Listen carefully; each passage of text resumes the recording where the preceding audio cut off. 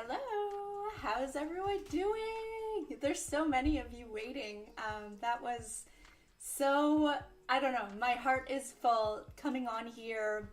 Like, some of you were here an hour ahead of time. Well, one of you was here like an hour ahead of time.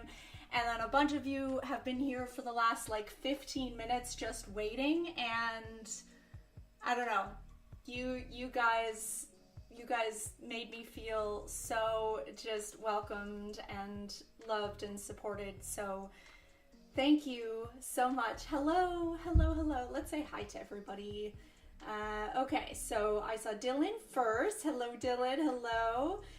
Jamie. Wow, I can't believe we're here at the I know, I can't believe it either. And I was thinking about it as far as blue banisters and chemtrails that are coming up after NFR. Because there's less live stuff from that, we're also going to do the music videos and the live performances in one video. So that means that those two eras will each be only 2 weeks, technically. I mean, obviously we'll see what happens, and if I need a break, I'll take a break, but just based on that schedule, it's gonna go like rapid fire. So we'll see, because maybe I'll want more time with it, but we'll play it by ear. What are your favorite albums? Mine are definitely Born to Die, Ultraviolence, NFR, and Tunnel. I feel like, hi Miguel, by the way. I don't know if you were specifically asking me or just everybody in chat. I think it was kind of an everybody, but I kind of want to take it, I don't know, it's hard. It's hard. Lust for Life is really connecting with me right now. I mean, obviously that's what I've been doing most of the analysis of, but I also recently I was gaming and I just wanted to play some other music, so I actually went back and I listened to all the other records. So I have recently listened to all of them, and I don't know, it's so hard because I love them all for different reasons. Born to Die, I think, is always going to have a special place in my heart, especially, you know, with Paradise, with like songs like Ride, and I don't know. But also Lust for Life now is, I don't know, I can't. And then I listen to Ultraviolence and I'm like, oh my god, this is also brilliant. And then Honeymoon, I don't know, that's an impossible question. And I love how Miguel just named off like 4 albums. Like, that's so real, because that is, yeah, that's me too. Hi Mimi, how's it going? Mimi's usually one of the first people here too, so appreciate you. Oh, you're most excited. Well, yeah, you're the Cherry girl, right? You love Cherry. I love Cherry too. Hopefully this live, actually, I will tell you, Mimi, that so let's, you know, fingers crossed, good manifesting a beautiful stream for us. I think I might have figured out the problem, or I've come up with a solution. I did buy a cord that I'm hoping will kind of help with things. So right now it says excellent connection, so let's just good vibes out in the universe.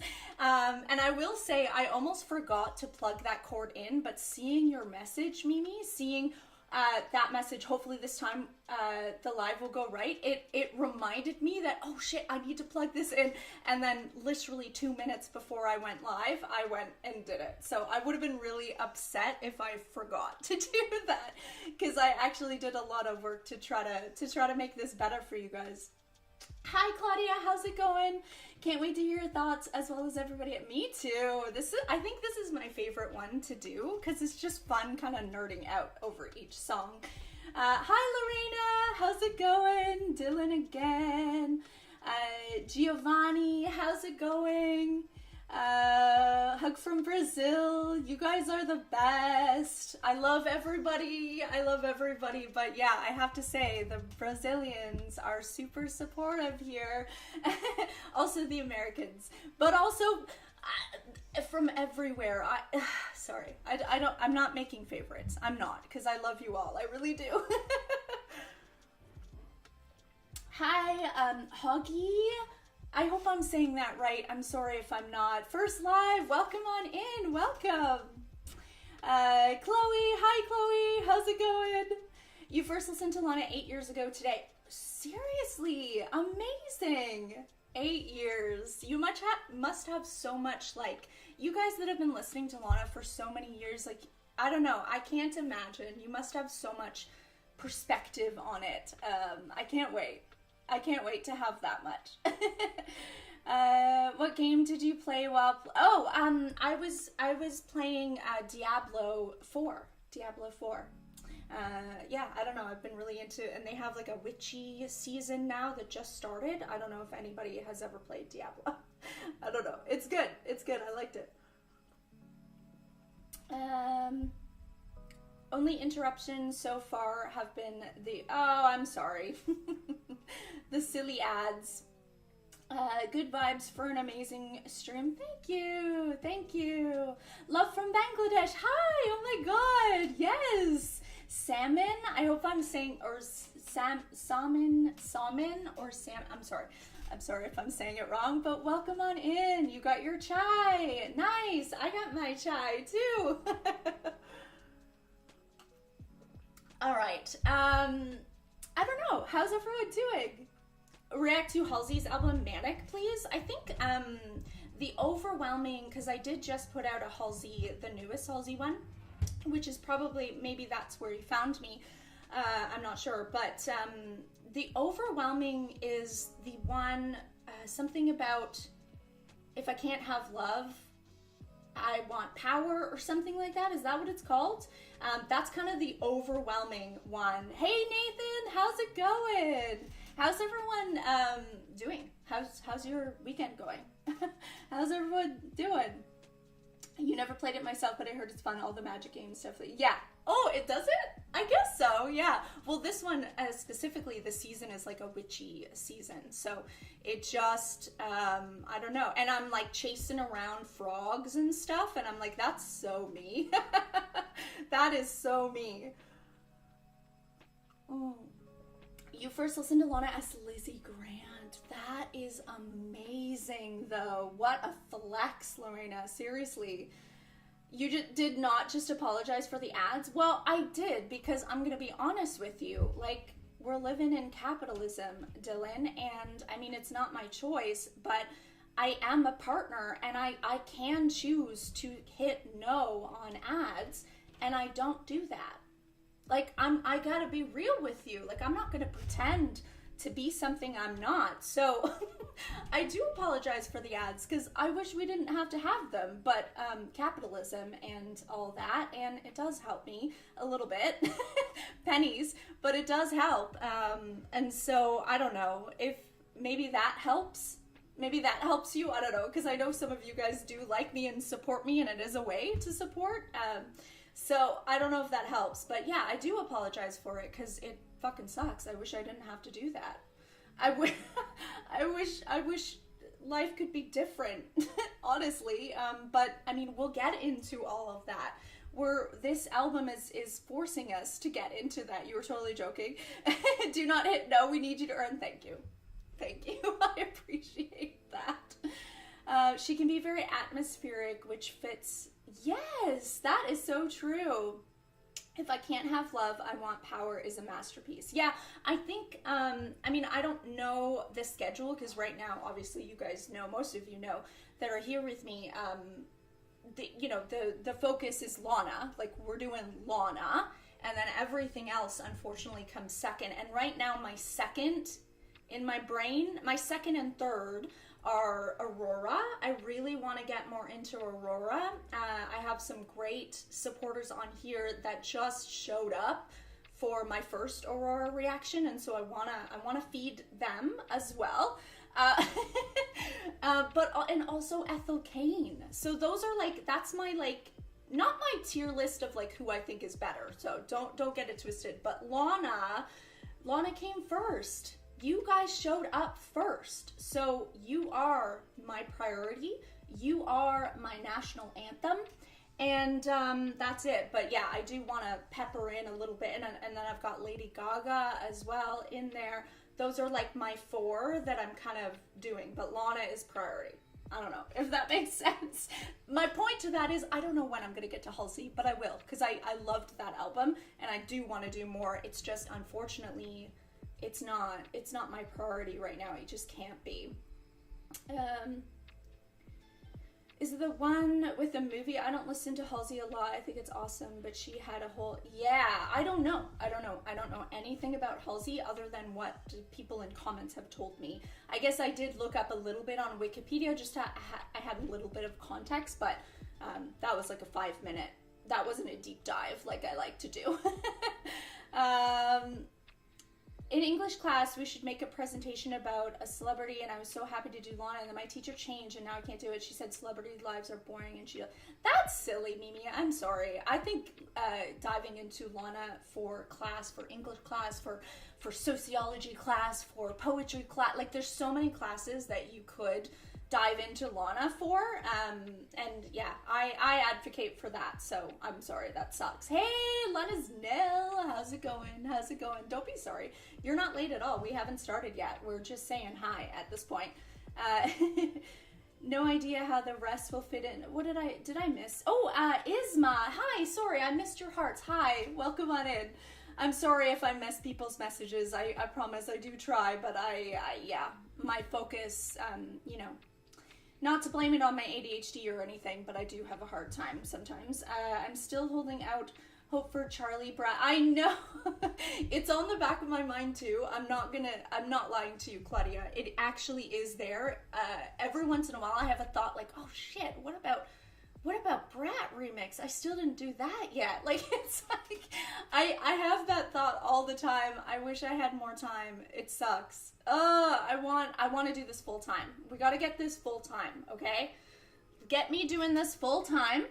Then I don't have to worry about the other shit in my life, and I could just focus on this.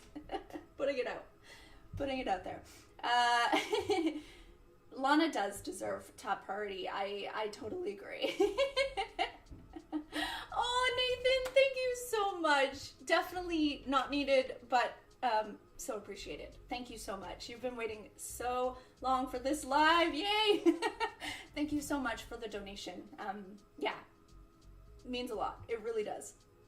Very valid. Oh, I missed it. Oh, Robs, hello. Lana is too special to not put at number 1. Totally. Welcome on in, Robs. I can attest that when Lana comes into your life, it's hard to focus on much else until you get through everything. That's my experience for the past year. Totally. Yeah, it's definitely become a hyperfixation for me, for sure. I just realized my coffee cup, like this is a Canadian brand that supports veterans, but I just realized that it kind of like matches the theme, and this is not an Easter egg that I did on purpose. Or maybe I did. Maybe I just like subconsciously knew that I wanted a gun on my... Anyways, so yeah, we have a rifle on my coffee cup. Which is perfect. Like I said, I wish I was that brilliant to think of that Easter egg, but I didn't. I'm gonna be honest, I didn't. What else have we got? Nathan, we appreciate... Yes, we do. So much appreciation. It's Lust for Life that introduced me to Lana, this album. Ooh, oh, that's so good to know. I can totally see this one capturing someone. Greetings from the Netherlands. Nice. Welcome on in. Oh my God. Yeah, it's so cool hearing, I don't know. I feel like we have so many different people from around the world, so many different perspectives, and it literally, it warms my heart. It really does. You just finished watching my reaction to the LFL performances, and it was so good. Thanks, Chloe. Thank you so much. I did see your comment. Oh my God, what was it? I was going to respond to you on live. I forgot what your comment was. Shit, what was it? But yeah, you commented something and I was like, oh yeah, I wanted to address that or something. Anyways, I saw it. I just haven't responded to you yet.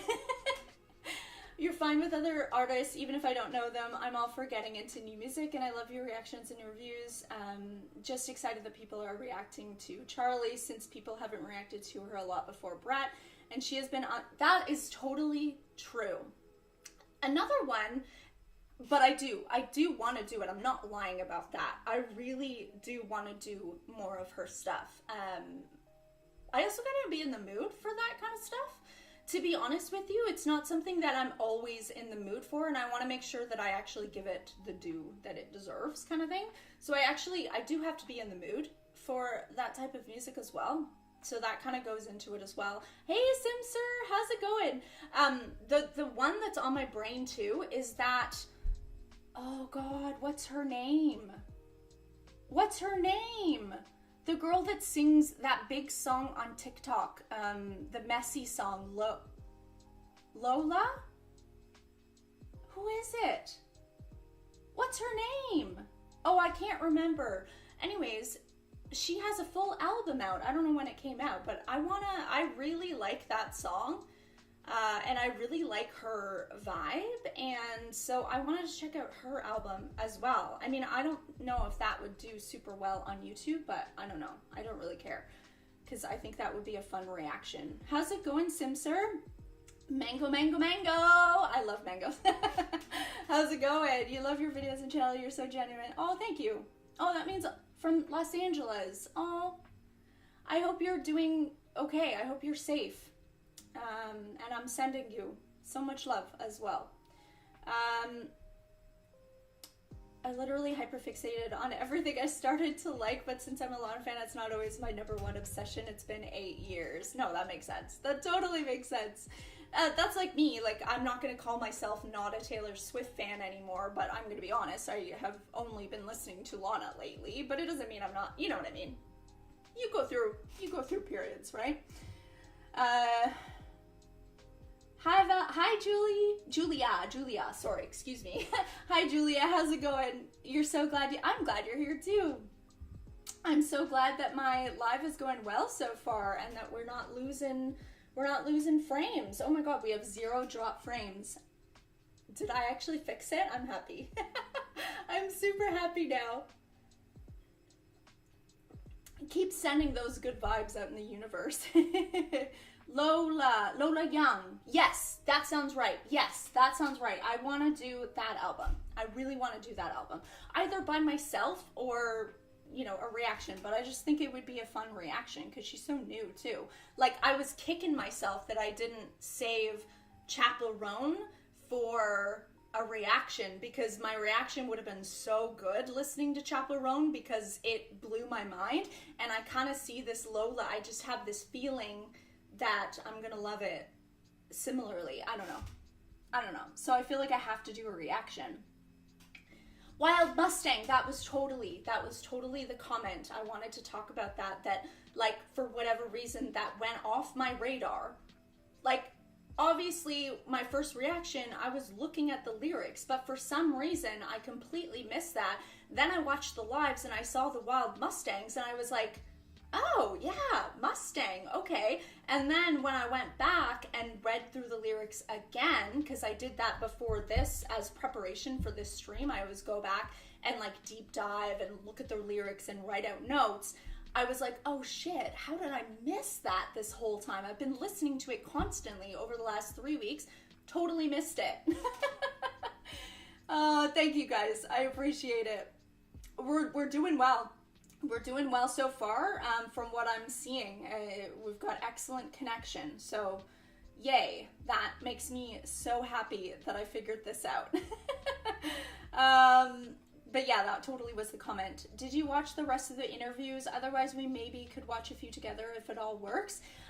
Not today, only because I almost canceled this stream, to be honest with you, because I've got like my work stuff, my business stuff that I have to do today, and I'm doing it after this. But that also means that I almost need to do like not a 4-hour stream. I need to do it, like, we need to try to keep it to like 2 hours if I can, because I've got so much work to do after, and yeah, unfortunately, I wish I didn't have to. I like I said, my dream is for this to be my full-time job, but unfortunately that's not the case right now, so. I did watch the Complex interview. I did watch that one, and that was an amazing one. That was an amazing one. I actually, funny enough, I watched the Complex interview live on stream, and that got cut off. That got cut off, which is why I was so pissed off and why I was like determined to figure out how to get this stream going. It was so good. It was so good, and I wish you guys had have seen it, because like I said, I was live doing it, and apparently I was just talking to myself, and no one got to see that part, so it kind of sucks. Did you see the name of the Yes, I know! I didn't. When I was like going crazy about the moon and how excited I was about the moon and how I had, had my little moon out, I had no idea the name of the tour, and it just keeps getting better and better. All the little invisible strings, Taylor Swift reference, sorry. I can't help myself. But yeah, all the little tie-ins and invisible strings, it just seems like I'm meant to be doing this, and like my brain is just, I'm on the same wavelength as her and of you guys. Like, it just, doesn't it feel like we're all just kind of on the same brain wave? I don't know. It feels like that to me. That our little girl is turning 40 this year. I know. Isn't it wild? It's wild. Well, I still think that about myself, because I'm turning 39 this year, and like I said, I feel like early 20s. My spirit inside feels early 20s, to be honest, but I guess I do have a lot more experience. Like I guess, no, not really, but do you know what I mean? I don't know, it's hard to explain. I'm just glad you got to it. So good. Yeah, it was so good. The Insta Live also got cut off. Yeah, I know. Can we maybe see the reaction one day? I actually recorded it, and I didn't know if you guys would want to see it, so I didn't post it. So maybe I should get my ass up and post it. Is that what you're saying, Mimi? Because I started getting afraid on that last, and obviously my fears were legitimate because it actually did cut that part off, but I actually recorded while I was streaming, so that if I wanted to go back and post it, I could. And so I got not all of the Complex, but I think most of the Complex interview. But I think I was also really distracted because I was so afraid that no one was hearing me. You guys were like 15 minutes, your messages were coming in like about 10-15 minutes later than, like, I would say something or I would ask someone a question, and then for me it would come up in the chat about 10-15 minutes after what I said. So I was like, oh my god, I'm literally, it's not even like I'm live, it's like I'm in the future and I'm talking to people 15 minutes in the past. Like, so I was really distracted. I don't even know if it was a good reaction, if I'm being completely honest with you. Lana really rearranges brain cells. I totally agree with that, Jamie. There's this energy about it all, and I'm so here for it. Yeah, me too. You're still turning 37 this year, and I'm still wondering. Yeah, exactly. That's how I feel, Dylan. It's wild. You're pleading. I don't even know. I'll go back and look at it. I think most of it is just me. Oh my god, I see 444 again. Oh my god, sorry. The chat and the views. Chat rate and views for me, not concurrent views, but just how many people have come in and out of the chat is at 44, so it's saying 444 for me. Maybe that's a confirmation that I should post that freaking video, eh, Mimi? I don't know. I'll have to go back and watch it, because I think I was very distracted, so I don't even know if it's a good reaction, to be quite honest with you. No matter what it is. Oh, thank you. Thank you. You're turning 34, and it's like, yeah, it's wild how that happens. It's absolutely wild. It's about love, balance, and manifestation. Thank you, Mango. Yeah, sometimes I look up those little things, what it means, but I do think it's more important, it's like what it means to you. Like, I think with all these things, when it comes to spirituality, and if you believe in talking to guides and sending whatever into the universe, it's more about what you feel inside. So it's more about, seeing those numbers and then maybe meditating on it and, asking, kind of what does this mean? Like, what am I getting from this? That's kind of how I see all those things personally. It's all about what you inside, what you've got going on inside. You have all the answers. So when we talk about unlocking the keys to the universe, I joke all the time about unlocking, but it's more like you have the keys to your own universe. You do. But anyways, we could stop talking about all that shit.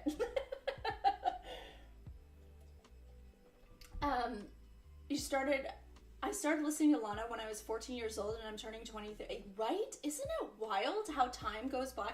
I wish, Mimi, I am so jealous of you, honestly. I wish I had Lana when I was 14. Maybe I would have smartened up sooner, honestly, because it took me a long time. I mean, I'm not shaming my journey.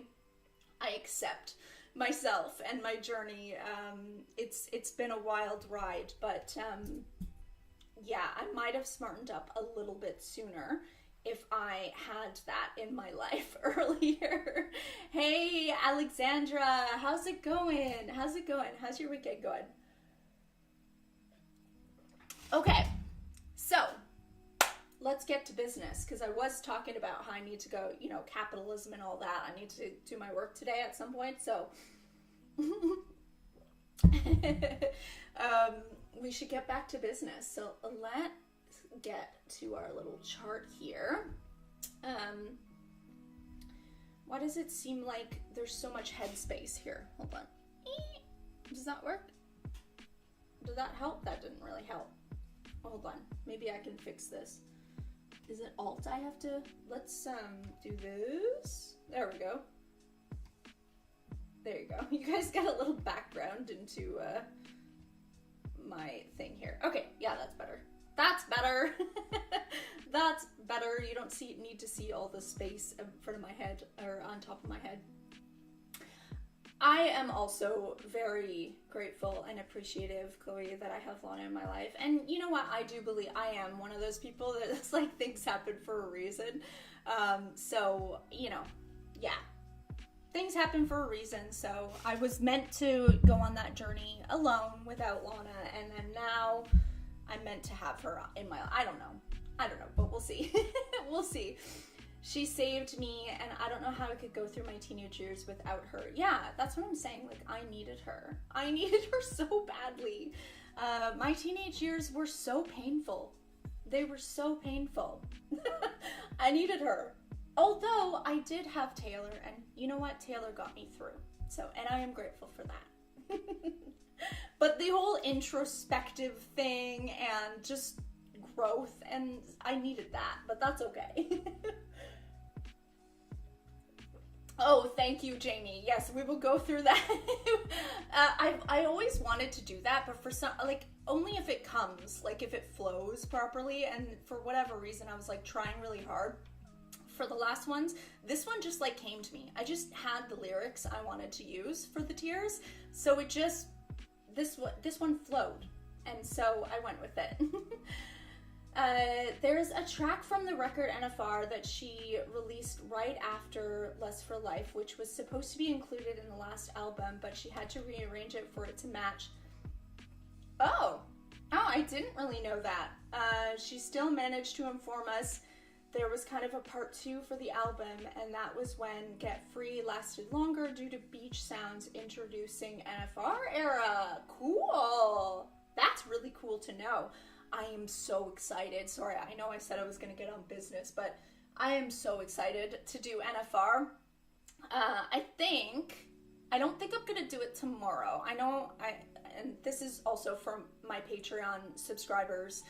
I'll have to put out a message on, because obviously you guys aren't all on here, but I know there's a few of you that are on here now. Usually I would do my reaction on the Monday, like tomorrow, and then I would, be able to have it uploaded by Tuesday. But I'm gonna be honest, I've been working myself to the bone the last 4 days catching up because I was sick, and so I had to procrastinate a bunch of my business stuff, and so I've been working myself to the bone for the last 4 days. I wanted to do this live. Today is going to be like insane for me to try to get my work done. So I was thinking I should probably give myself a day off tomorrow, just to be, just to, in for mental health reasons. Even though I want to just like go straight into it, I think it would be smart for me to take a day off. So I'm gonna try to take a day off tomorrow instead, and then just push everything one day, try to do the reaction on Tuesday, then it'll be up on Wednesday. So I'm sorry it's not the kind of usual schedule I would stick to, but I know you guys super understand. So we're gonna make sure I don't burn out is the most important. The tier titles are giving, yay. Yay, yes, we will go through that. Please, Coachella is so pretty. Love you from Brazil. Oh, hi, Jose. How's it going? How's it going? Oh, I'm so excited. And let me know. We were talking, was it the last stream we were talking about this? I think it was. Somebody had suggested that it might be interesting to watch me go through my first reaction. Is that something you guys would want? We would do it live, because I'm not going to do a video of it because it's a little bit silly, but it might be fun to do it live, and we'll watch my first reaction when I was like a baby Lana fan and I knew nothing, and then I can just like cringe at all the ridiculous things I say and don't get and don't connect.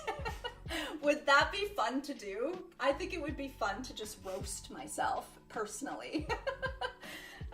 With love, of course, because baby Val didn't know. She didn't know, and she didn't know what she didn't know. So we accept and love her, but, we're a different woman now, so I thought that would be fun. Yes, okay, you guys agree that would be fun. Okay, so plan for next week then would be to post the reaction, the real, second reaction, official, and then on the Sunday, so a week from today, then we can just have a laugh at how ridiculous I was. Again, with love, with all the love in the world. What did I miss? Team mental health. Yes, I'm very excited. Oh, the next, okay, so there's a lot, and we'll go through that when I do my reaction, but there's a lot that I don't remember about NFR, but I do remember the title of that song, I think that was one of my favorites in my first reaction, so that's pretty interesting, actually. That is, yes, that exactly, I don't want to burn out. Thank you guys. I figured that you guys would be understanding of that, so I appreciate that. And you guys like that idea. Okay. Definitely California. I love it so much. Oh my god, I don't even remember that. So I probably did not appreciate it the first time as my guest. Hi Ivan, how's it going? Thank you so much for being here. All the nice, thank you. I really appreciate it. Okay, so let's get to this. Okay, so first category, our S tier, amazing tier, best song ever created tier, is Into the Blue. And I mean, I think you guys understand that. We're like going Into the Blue, it's the best, it's amazing, it's perfect, it's great, it's wonderful. Who's doper than this bitch? Obviously, that is also self-explanatory. Maybe we're not into the blue yet, but it's an amazing song. So this is like perfect song. This is like amazing song, because I can't put all of them into perfect, but I feel like it would be legitimate if someone just sat here and put them all Into the Blue. I'm gonna be honest, like, that would be respectable in my opinion. But like in trying to make this interesting, we will try to rank them. Again, it's not really ranking on what I think is the best, but what, I guess, more like what's resonating with me, my favorites, my personal favorites. But I'm gonna be honest, I think they're all great. Again, spoiler, I think they're all great. You rewatch? Oh no! And for me, it doesn't seem out of context at all. Seriously? Well, maybe that's why you guys maybe you saw the potential, I guess, in me. That's beautiful. Thank you. That makes me feel better about revisiting it. I do think I probably missed a lot, but like obviously understandable that I didn't really have the context. But Chloe, no, I can't. Like last time, I can't. There's no way. I can already off the top, like I know that there's already probably 10 of them that are gonna go into the blue. I can't. I can't. I can't. Or maybe we can try at the end. Maybe I'll put all of them into the blue and then like force myself to try to choose 5 when I see them all together. Maybe, but like as we're doing it, I'm probably gonna put more into the blue. I can't. I can't. Okay, hopefully we have all of them on here. I didn't even check, but let's actually go through because it's not in order and I don't like that. Go deeper into the lyrics since Born to Die. Yeah. Yeah. Yeah, I think so. I mean, I think it took me a bit, Mimi, to kind of get into it. I think I've always resonated with it. But yeah, I feel like once you start listening to it, once you start understanding where she's coming from and the little, like, she gives little, like, clues of the, like, in my opinion, of the things to pay attention to. And you start, like, almost learning. It's like you're learning Lana a little bit. I don't know. That's how I feel. Here, let me see. Sorry, I'm not at the place. So, I don't even know. Let's see. I want to make sure this is... Okay, so we've got Love is first. So let's put Love first. And then we've got Lust for Life. Where the heck is that? It's actually kind of hard to see. I don't know if there's a better one out there. Lust for Life. Here's Lust for Life. And then 13 Beaches, right? Where the heck is that? Oh, here it is. 13 Beaches, and then what's after that? Is it Cherry? I forget. Oh, it is. I'm right. Cherry. Where the heck is Cherry? Sorry. I should have done this earlier, but just life happened, and it didn't get done, so we're doing it now. White Mustang. Where's White Mustang? I can't see it. Get Free. Summer Bummer. Where's White Mustang? Oh, it's here. Okay, we got it. We got it. White Mustang and then Summer Bummer. We're getting there. Sorry, guys. Summer Bummer. And then it should be... Where is it? Groupie Love. Summer Bummer, Groupie Love, right? Tell me if I'm doing this wrong. Oh, Groupie Love. Summer Bummer, Groupie Love. And then we got In My Feelings, Coachella. In My Feelings. There it is. Greatest song ever made. Just kidding. Sorry. Coachella. Every time I'm like, how? I know. 10, that's wow. I feel like there's probably, that's my prediction. I didn't actually go through and go, you know, count the ones that I would put into perfect song, but it's probably 10. Maybe 8. I don't know. We'll see. What do we got? In My Feelings, Coachella. And then, oh my god, I wrote so many notes. I'm so sorry. I'm just gonna go on, and I mean, you guys signed up for it, right? You knew what you're getting into at this point. When the World Was at War is next. Beautiful People. We've almost got it. Beautiful People. And then Tomorrow Never Came. I was literally crying while making some of these notes. Like, some of these topics are so relatable in this moment of time. It's wild to me. So, trigger warning. Not unfortunately, but like, it just is what it is. We are talking about some heavy topics at this point. Change and then Get Free. I think we got it. I never know the track list, even if I listen to the album a lot. I can't see it in my mind, but I do always know what song comes next. That makes total sense, Claudia. For some reason, in my mind, I guess I do see it as a list in my mind. Now that you mention it, it is a list in my mind. I don't know why. Um, when I started listening to them, I didn't know what to get from them, and I was just starting at them without my brain really work, and now it's easier to analyze them and know what to, yeah, that's totally it. It's like a journey in itself, is just like learning how to listen to Lana Del Rey. You cracked me up, Dylan. Fruity Bubs, how's it going? You need to react to Adele at some point. She's very similar to Lana, but with amazing vocals. Oh, maybe, yeah. I definitely, some of the stuff that have come, I haven't ever sat down and listened to an album, but there definitely have been songs of Adele's that I just think are absolutely brilliant. So you're probably right. I probably would really like it. Did I actually? Oh, your own. I remember you saying it. Yes, everybody needs a Lana journal. You need a Lana journal. Because then you can go back and be like, what the fuck was I even talking about? Because also, like, I'm sure if I went back in my notes of, like, Born to Die, there's probably things in there that I'm like, no, that's wrong.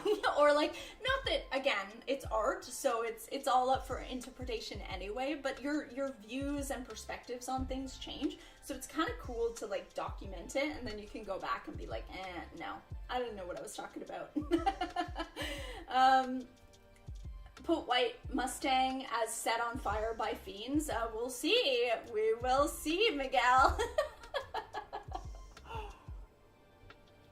I love your in-depth perspective on Lana's music. It's so poetic. I love it. Aw, that means a lot. Zeus, how's it going?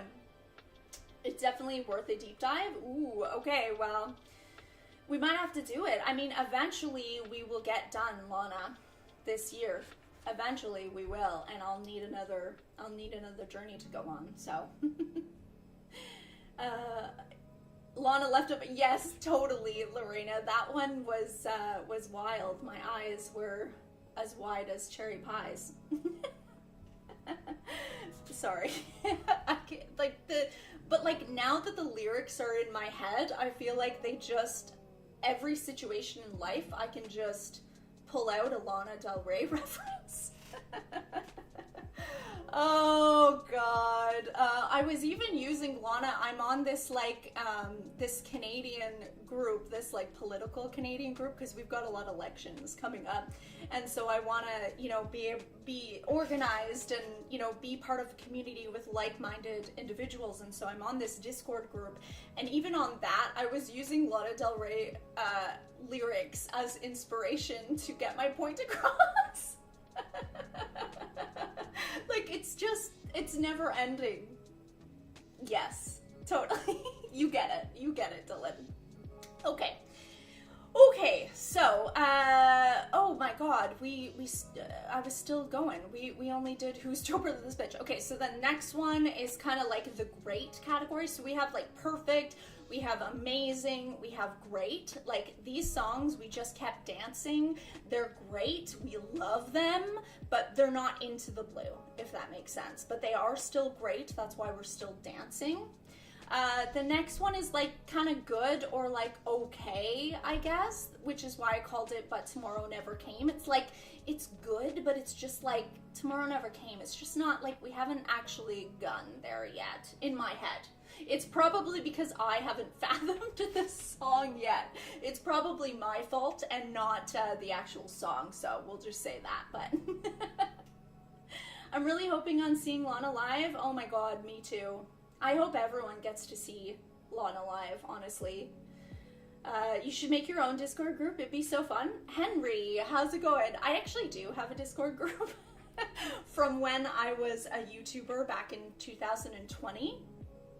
I actually do have a Discord group, but it's completely, nobody on there is actually watching my stuff now, so it's just a group of me with other people that haven't left the group, but it's not active, I guess. But maybe I should make it active again. That would be fun. But it does exist. There is a Discord group that I have. It's not branded. It's not branded in the passion dump of an autist branding. It's my old branding from when I did Sims content on YouTube 4 years ago. Oh, welcome on in, by the way.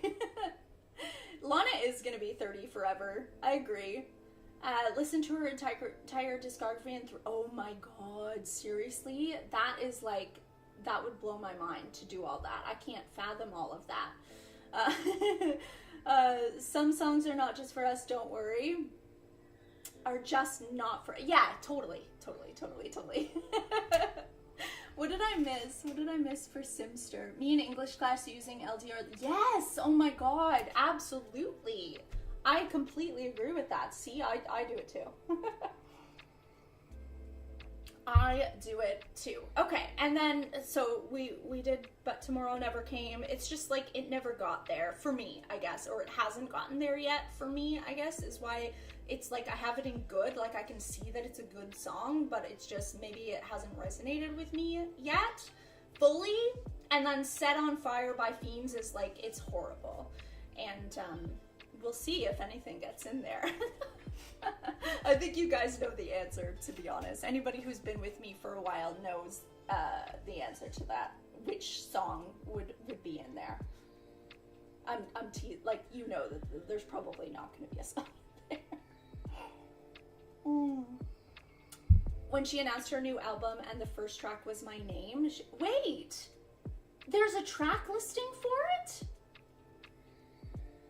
Can you see the track listing of the new album?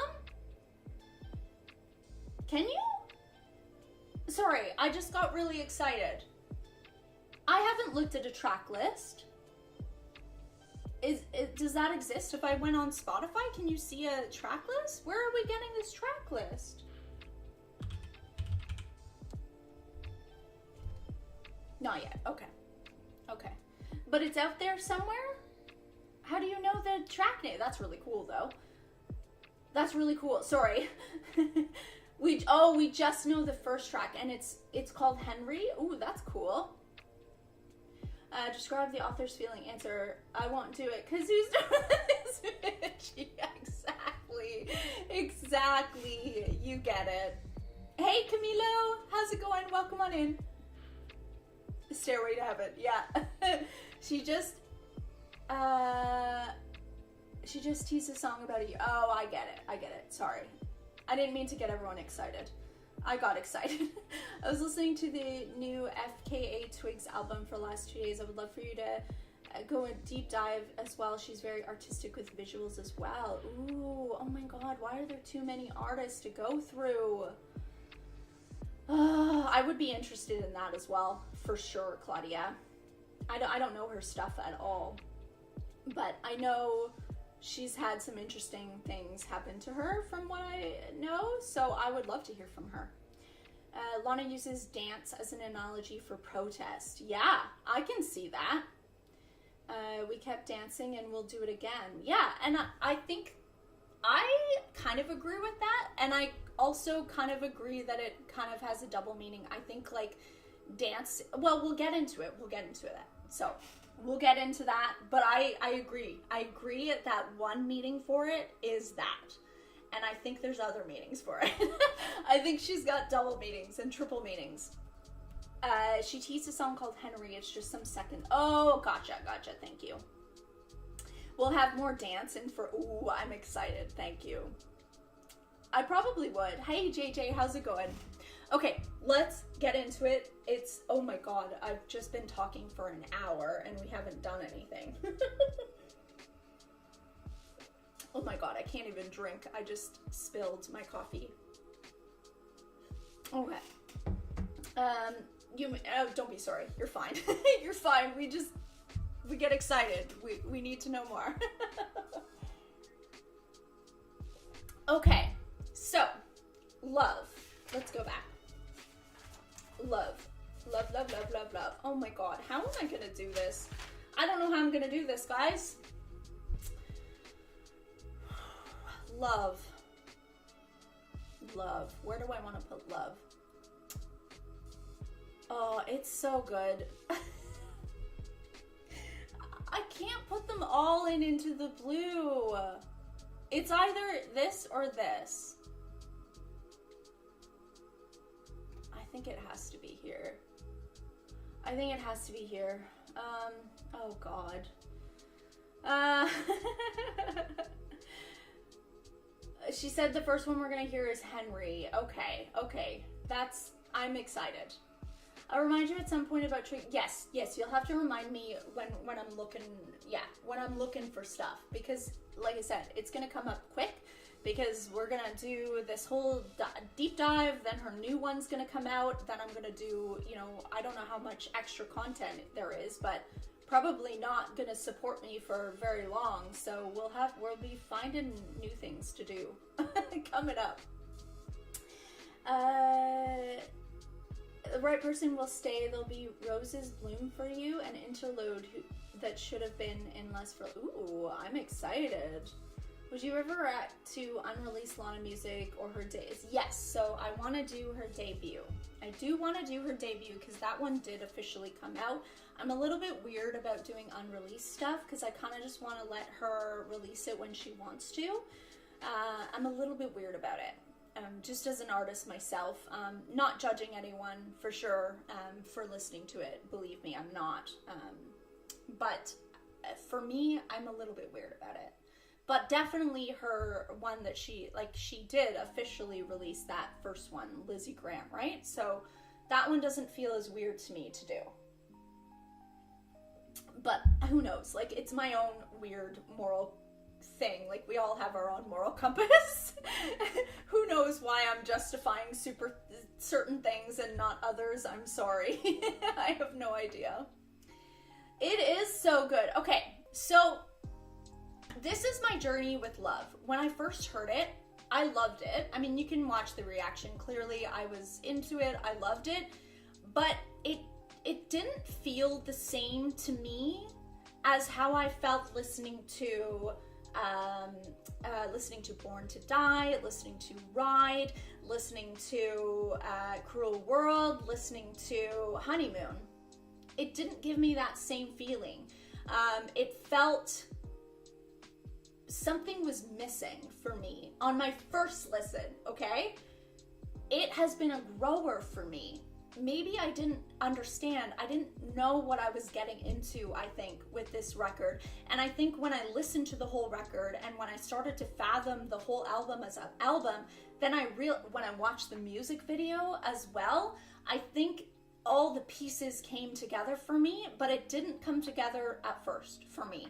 And that was a weird feeling to have because, like I said, all those first songs on the record for all the album reactions that I've done so far, they've been perfect, like absolutely perfect. And I was like, I understand, I know what we're getting into with this record. And for some reason, on my first reaction to this, I didn't have that same feeling, although I loved it. I absolutely loved it, but it took me a bunch of listens to really understanding in the context of the whole album. It took me having to do that analysis to be like, oh shit, like this is the best. This is amazing. This is perfect. This is the perfect track one for this record. But yeah, for some reason, this was the first track one that was a grower for me, which was interesting. I mean, it is what it is. Support the Into the Blue. Okay, great. Awesome. Into the Blue for love. Okay, I'm glad you guys, understandable. Sometimes leaking artist stuff can hurt the release itself. Yeah, it just feels a little weird to me. It does. It feels a little weird. But it was still a grower. Okay, good. It grew fast, but it was still a grower. Okay, good. Yeah, I don't know what it is about it, but it definitely did set up an atmosphere. Like, I remember already I was having these, like, pictures in my head, which is always a really good sign. But I think,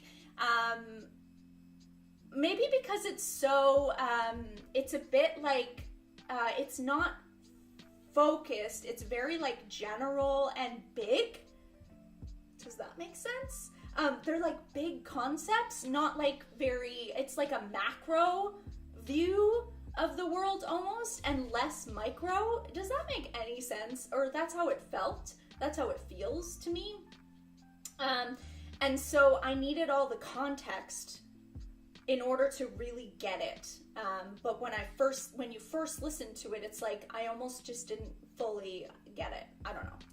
I don't know if that makes sense. Here, like, I literally wrote, like, so many notes just for the one song. So, and then I had to start, like, cutting myself off because it was taking me, it almost took me half an hour just to analyze love.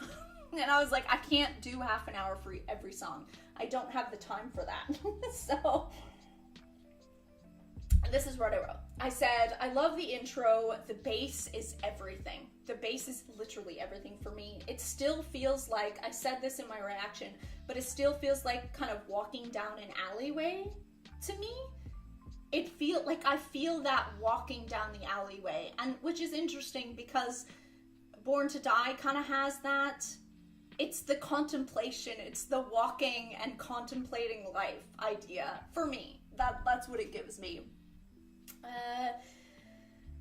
Lana did in fact dedicate Love to the Fans. That's amazing. That is perfect.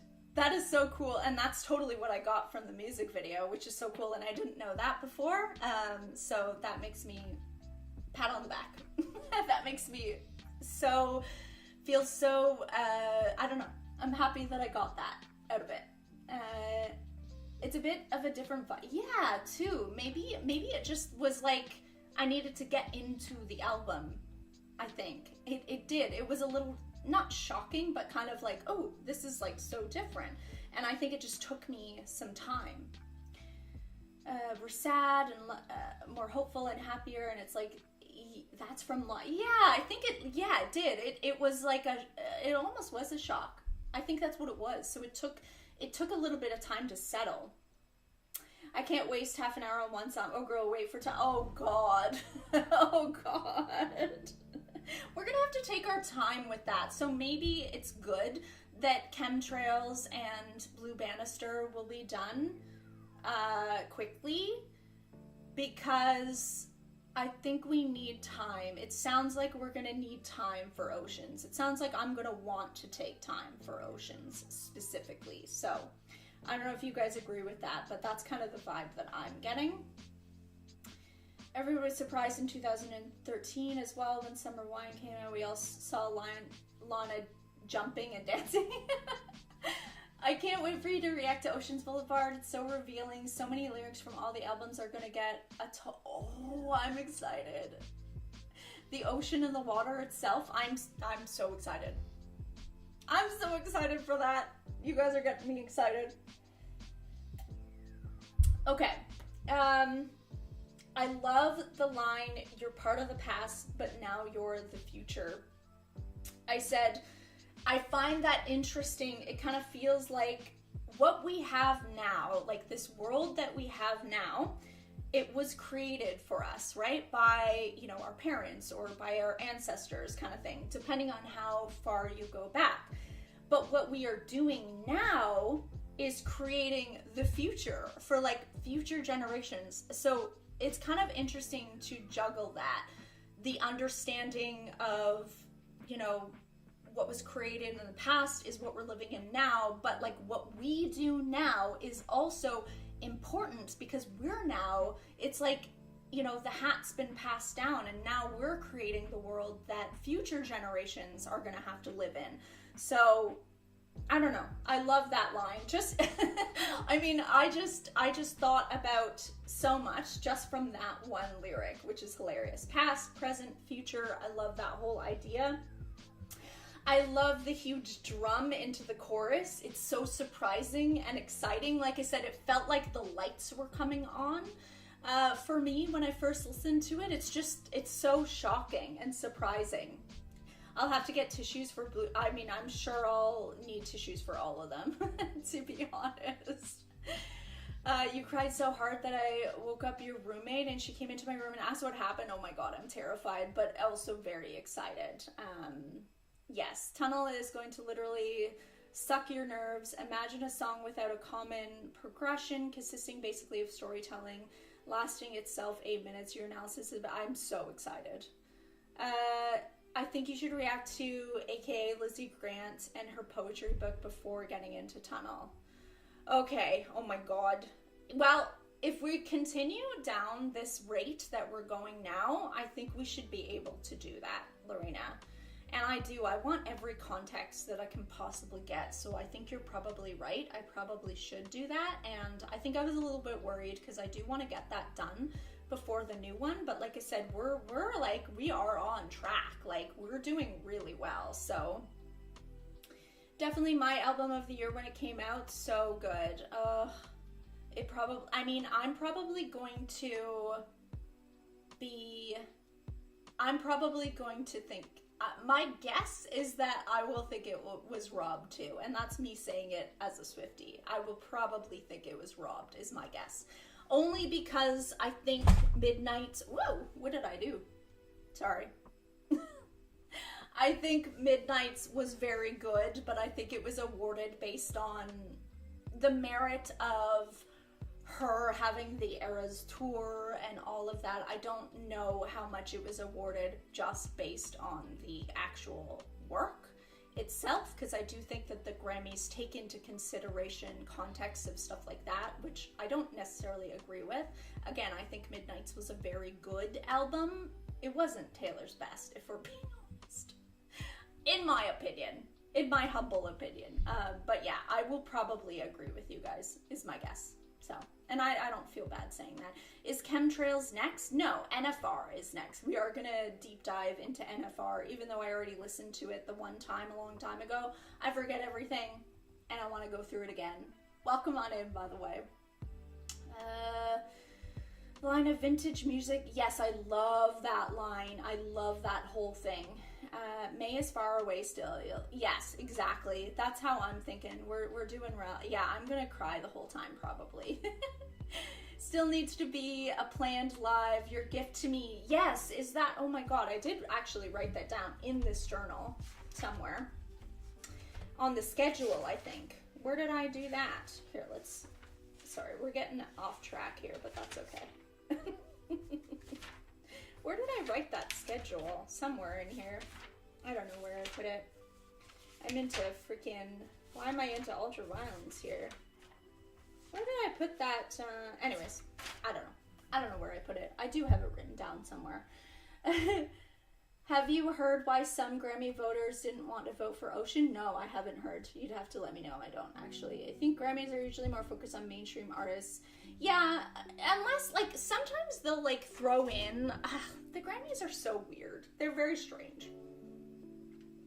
It's very political, to be honest. They're all politics, because they will throw in these people that we're all going, like, who is that? No one even knows who that is. You know, sometimes. Just, I don't know why they do that, but they do. I don't know. It's really weird. And then they also award, huge mainstream artists as well. They have their little Grammy darlings, and those darlings just get it all the time. I don't think it means anything, in my opinion. I don't think it means anything. She never won a Grammy because her reputation was ruined due to an awkward... Yeah, it's so stupid. That whole thing is so dumb. People are silly. It does. It does. Like, it's good for some things, for sure. I think the whole thing is... it is what it is, right? It's like, it means something, but it doesn't mean anything. Do you know what I mean?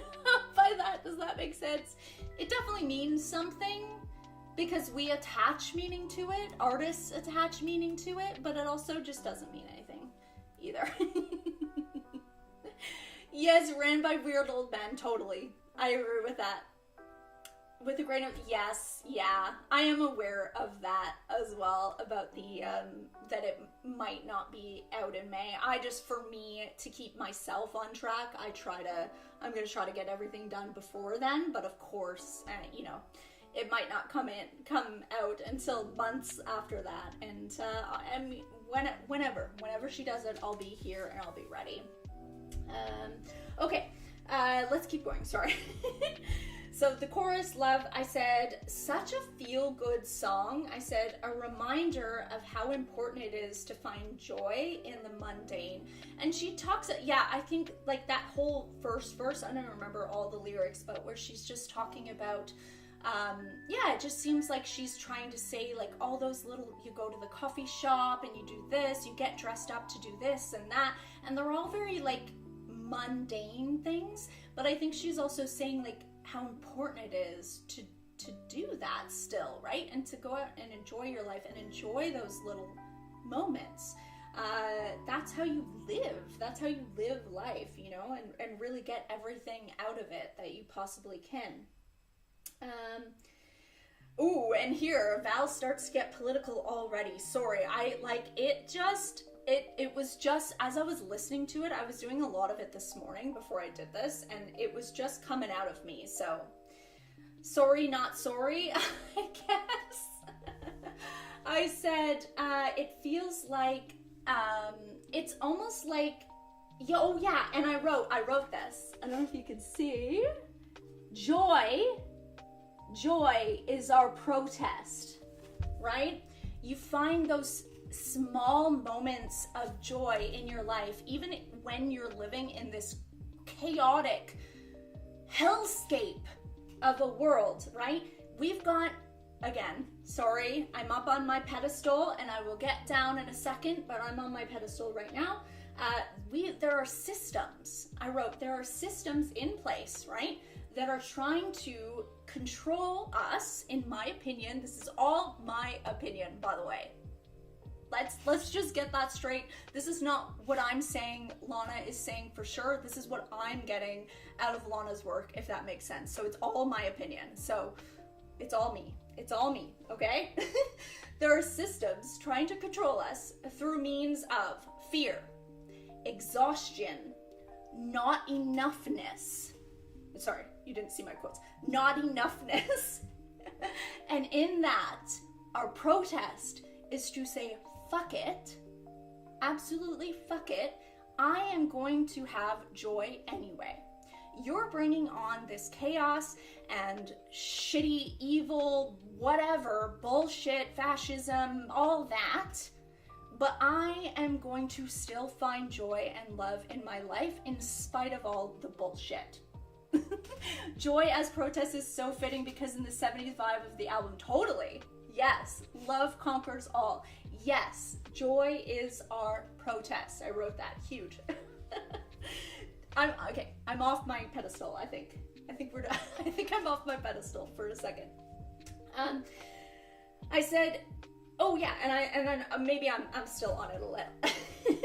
I'm not saying to forget and have your eyes and ears closed to the very real things that are happening, but finding balance, right? Because I think a lot of those, those systems, those people that are trying to control, that's what they want, right? They want us to divide and hate each other and be angry and just sit in that depression. And we're not gonna fucking do that. Yes, we're gonna feel our feelings. We have to. That's part of being human. But we also have to find the balance and find the joy and the love and the dancing as well, right? So we're not gonna close our eyes. We're gonna keep observing, keeping the observer, but we're also going to, we're also gonna fucking enjoy life, right? Because there are beautiful things in life. And so that's what I'm getting. I did not get that the first time I listened, which I think is why it took me a bit to really love it. And then I said, get off the internet. Sorry, I guess I'm still on my pedestal, sorry. I said, get off the internet every once in a while and organize in your actual community. So meet with the people around you, face to face, discuss, dance, laugh, get angry, do all of it, but it's balanced. And then I love the line, one of my favorite lines of the whole freaking thing, you guys saw it, like, brought me to tears, seeing her say, "Don't worry, baby." Love it. I said, thank you, Lana. And yeah, I just said this song was a grower. It took me a second to really understand where we were going with it. The gun cocking, I love the gun. The gun sounds in this are amazing, I think. And again, this is all matter of opinion. And I've had people say like, oh, I think the gun sounds, she just likes to play with, interesting sounds and, they don't mean anything. I have heard people say that, and maybe it is. It could very well be just wanting to use fun sounds, interesting sounds in a production. I'm not saying that it's not, but opinion is that she is brilliant, and I think symbolism is very important to her, and so I do pay attention to these signs, and I don't think they're just there because they sound cool. But that's just my opinion. Again, I'm not saying this is totally, I have the right opinion on this. It could very well be valid, but that's just my opinion. I don't think it is. I think the gun cocking could be foreshadowing about what is to come, both in the record, because obviously we know, now that we've listened to all of it, that is an overwhelming theme in the album. We get a lot of gun noises, gun sounds, so both in the record, but also in the world. So saying all this, so kind of like what I was saying, where it's like, you know, do all these things, joy is your protest, all this, but still understand what's to come. You still need to be on guard. There's still people there that are wanting to do these horrible things to you. So yes, dance and have fun and have joy, but also still be on guard. We're still under attack. But yeah, that's my take on it. And I also, she has double, triple meanings all the time. So I also said another possible kind of symbolism for that idea is that idiom of like pull the trigger, like pulling the trigger on a relationship. So being scared. She talks a lot about this in like the song Honeymoon too, right? Or I talk a lot about that aspect of it and how scary it is to get into a relationship, because so it could be like deciding to finally commit in a relationship, like you're cocking the gun, you're getting ready to pull the trigger on, like, you know what I'm saying, like that whole idiom of pull the trigger, could be that too. Again, could be that, could be all of it, could be none of it, I don't know. And then I just put perfect opening for this album. It is, especially after my opinion is the same exact factual, I love you, Dylan. Factual opinion as yours. Our opinions are facts. I didn't hear it as a gun before you said it. Yeah, well, for me, I don't know about you, Mimi, but for me, it's not a regular sound in my life. So that's why, like, if you watch my reaction, I'm like, what is that? Is that? But I think it is. It's like a gun cocking. I think it sounds like. I only know that sound just based on movies. It's not, I don't have much real, actually I do. I have shot a gun before at a gun range and it was fun. I did have fun, actually. I mean, I don't consider myself a gun girl, but I have done it before and it was fun. But yeah, I don't have a ton of experience. It's not an everyday in my life type thing, especially as a Canadian. It's just not really part of our culture that way. But maybe, anyways, I'm not gonna go there. I'm not gonna go there. I gotta be a bit censored myself, sorry. Okay, Lust for Life. Oh my god, sorry. Did I ruin something? Oh no, I didn't. Okay. I just accidentally scrolled, sorry. It's the perfect opener because it foreshadows a lot of the themes that are to come on the album. I totally agree with that. Okay, Lust for Life. Lust for Life. Where do I want to put Lust for Life? I'm gonna be honest. Lust for Life started here for me. It did. I gotta be honest. I gotta be my truth. I liked it a lot. It has grown to this for me. I had a spiritual moment with Lust for Life where I was dancing in the living room to it, and the amount of joy I felt while singing and dancing along to A Lust for Life Keeps Us Alive, like I fully really understood that lyric. And it felt like a spiritual moment, and I was like, oh my god, I get it now. I get this song now. But it's still not top for me, unfortunately. It's just not. I do think it's a very, very good song, and I love the message of it. I never made the connection yet. Thank you. Oh, what did I miss? Sorry. Real love is like feeling no fear when you're standing in front of danger. I love that. Where, did I not put, where is that from? That's not from, is it?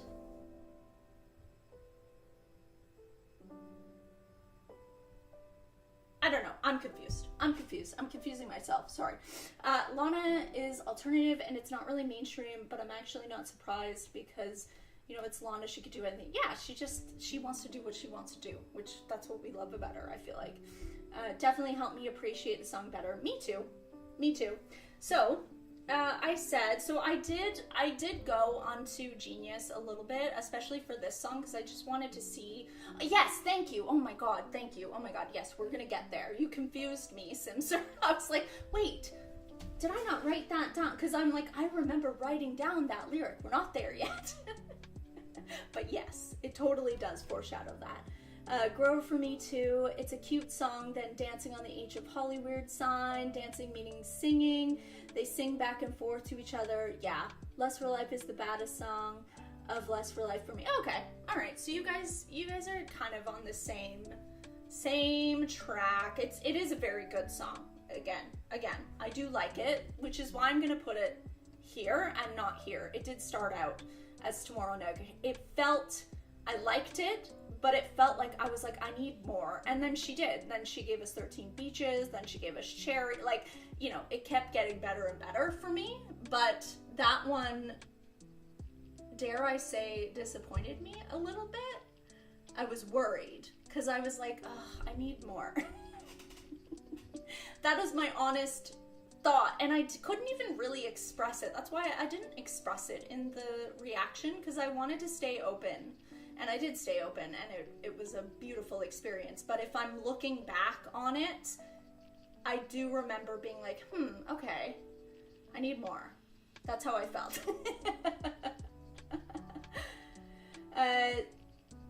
Like the next two tracks, totally. Is one of my least favorite Lana songs, but when I listen to it, I'm like, wait, it's actually, yes, that's what it is, Mimi. That's what I say. Like, when I was, like, dancing in the living room, I was like, oh my god, like, I love this. But if I just sit down and listen to it, it's almost like I have to be up and dancing and like experiencing the lust for life for me to fully fathom that one. Yeah, anyways. So I read a little bit, and again, it's Genius, so it's all theory, it's not, but I did think it was interesting that someone had pointed out about Peg and Twistle, I don't know how to say it, but a young Hollywood actress, trigger warning, suicide, unaliving, a Hollywood actress who died by suicide jumping from the H.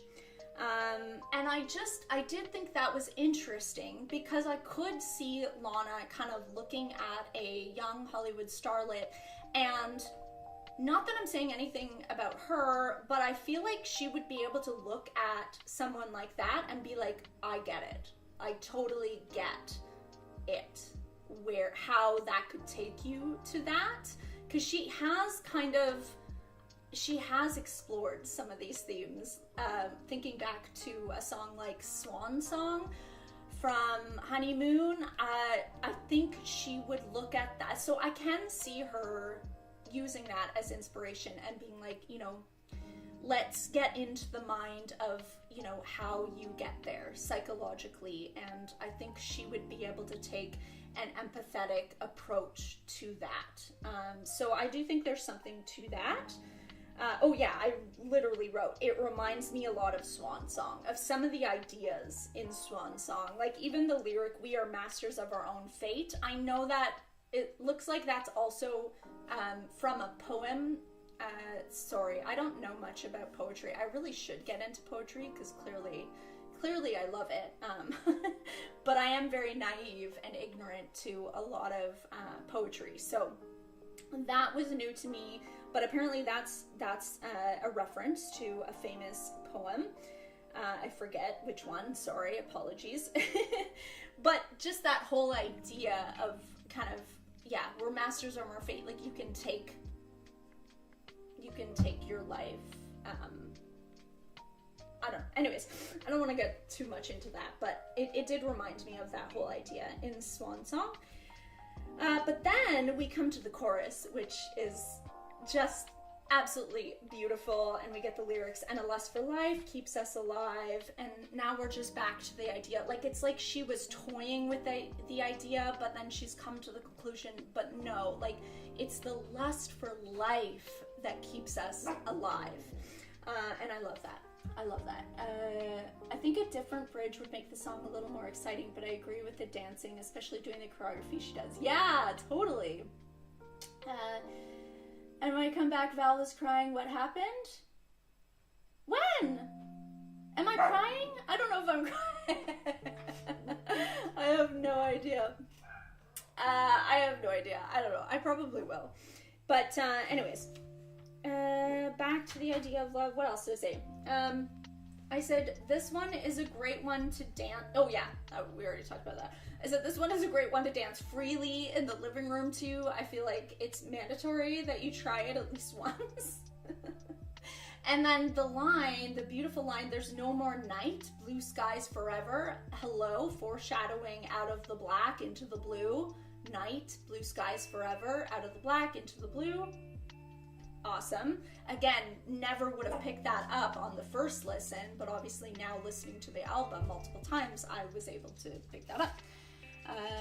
What do you think about Lust for Life as the title track? Do you think another song would be better as title track and album title? Ooh, I didn't even think about that. That's a really interesting question. I think Lust for Life is a great, hopeful title. I think Beautiful People, Beautiful Problems would be an interesting title as well. I think Change would be an interest. I think Get Free would be an interesting title. Yeah, I think it could be any of those. Beautiful People, Change, Get Free. It could have been any of those. I love Lust for Life though as the title track. I love it. I love the idea of that as the album. It's hopeful. It's more hopeful because I don't know. Because even though we're talking about some maybe heavier topics on this album, there's still a lot of hope. And so I think that title kind of does that. I don't know. Does that make sense? That's how I feel about it. It does sound like the opposite of Swan Song. Like in Swan Song, she lost hope, and that lust for life. Yeah, it's like she found. Yeah, that's totally where I was going with that, Chloe. It's like, but it's like the beginning of it, especially if we're thinking of being on the H and contemplating jumping off the H. It's like I think she can understand and empathize with how someone could get there, because I think she's had low moments in her life, but she's not done that. She's chosen to appreciate, to like lust for life instead. I don't know, but yeah. Blue Skies is a song covered last year. Ooh, you accidentally grabbed a cactus focusing. Oh shit. I'm sorry. Oh my god. Go take care of yourself, Dylan. Holy crap. That sounds crazy. And then obviously the line, they say only the good die young. That's obviously iconic. I feel like she talks about this theme often. Even in was it Ride that she had the line about? She's talked about it a lot. But that's one of them that comes up in my head is Ride. What is it? Dying young, and I don't know. You know what I'm talking about. You know what I'm talking. Yeah, I want to know if Dylan's okay. I need you to check in, Dylan, when you come back.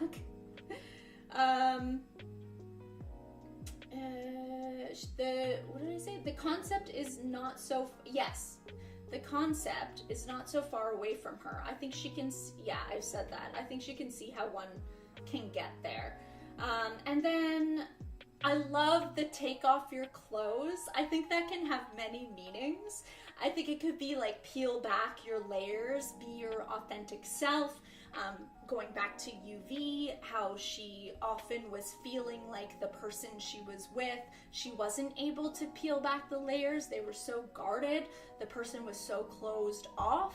Now she's really no, like you need to peel back. So I think it could mean that. And then I think it could also just mean like just enjoy life, have sex, enjoy life, have a lust for life, you know, in general. I think it could mean kind of both, is my opinion on that.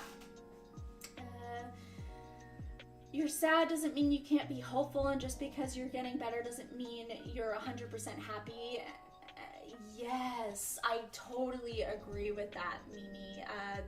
She's always got so many, again, juxtapositions going on, and like, because life is complicated like that. Exactly. Your feelings are complicated.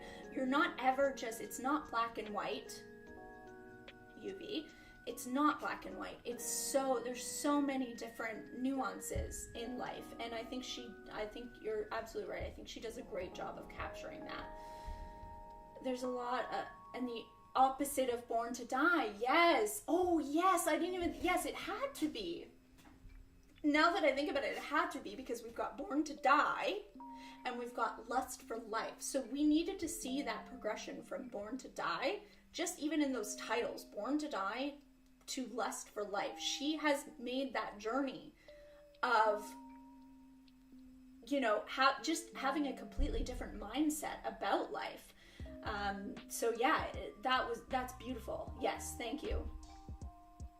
This might be a weird take, but in the video she jumps off at the end of Hollywood sign and not off of the H of the start. Maybe it's like dying when you're at the end of your life. No, I don't think that's a wild take at all. And she talks a lot about dying and talking to God, and she flirts with those things a lot. So I don't think that's a wild take at all. I mean, I saw it when I originally watched the music video. I definitely saw it as more of a surrendering to the universe type thing, but that could have been because that's kind of the vibe I'm in my life right now. So maybe I'm projecting my own shit onto it. It could totally be that, I think.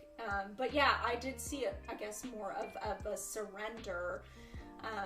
But again, doing that, dying, is also kind of a surrender too. So I don't know, it's very interesting. It's very artistic that way, in my opinion. That's why I love her, because you can see all these nuances.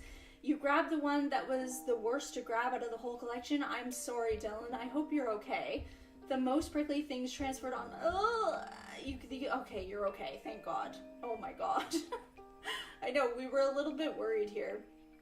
No spoilers, but she will talk about it later on. I'm excited. I'm so here for it. I love these topics. I love these themes. So yeah, we're done. We're done with that one. Lust for Life. Let's move on to 13 Beaches. Oh, this one's a hard one. 13 Beaches. What did I say about 13? I don't know where to put 13 Beaches. My gut is telling me Into the Blue, but like, fuck, we can't put every song into the blue. My gut is telling me 13 Beaches goes Into the Blue. It's either Into the Blue or Who's Doper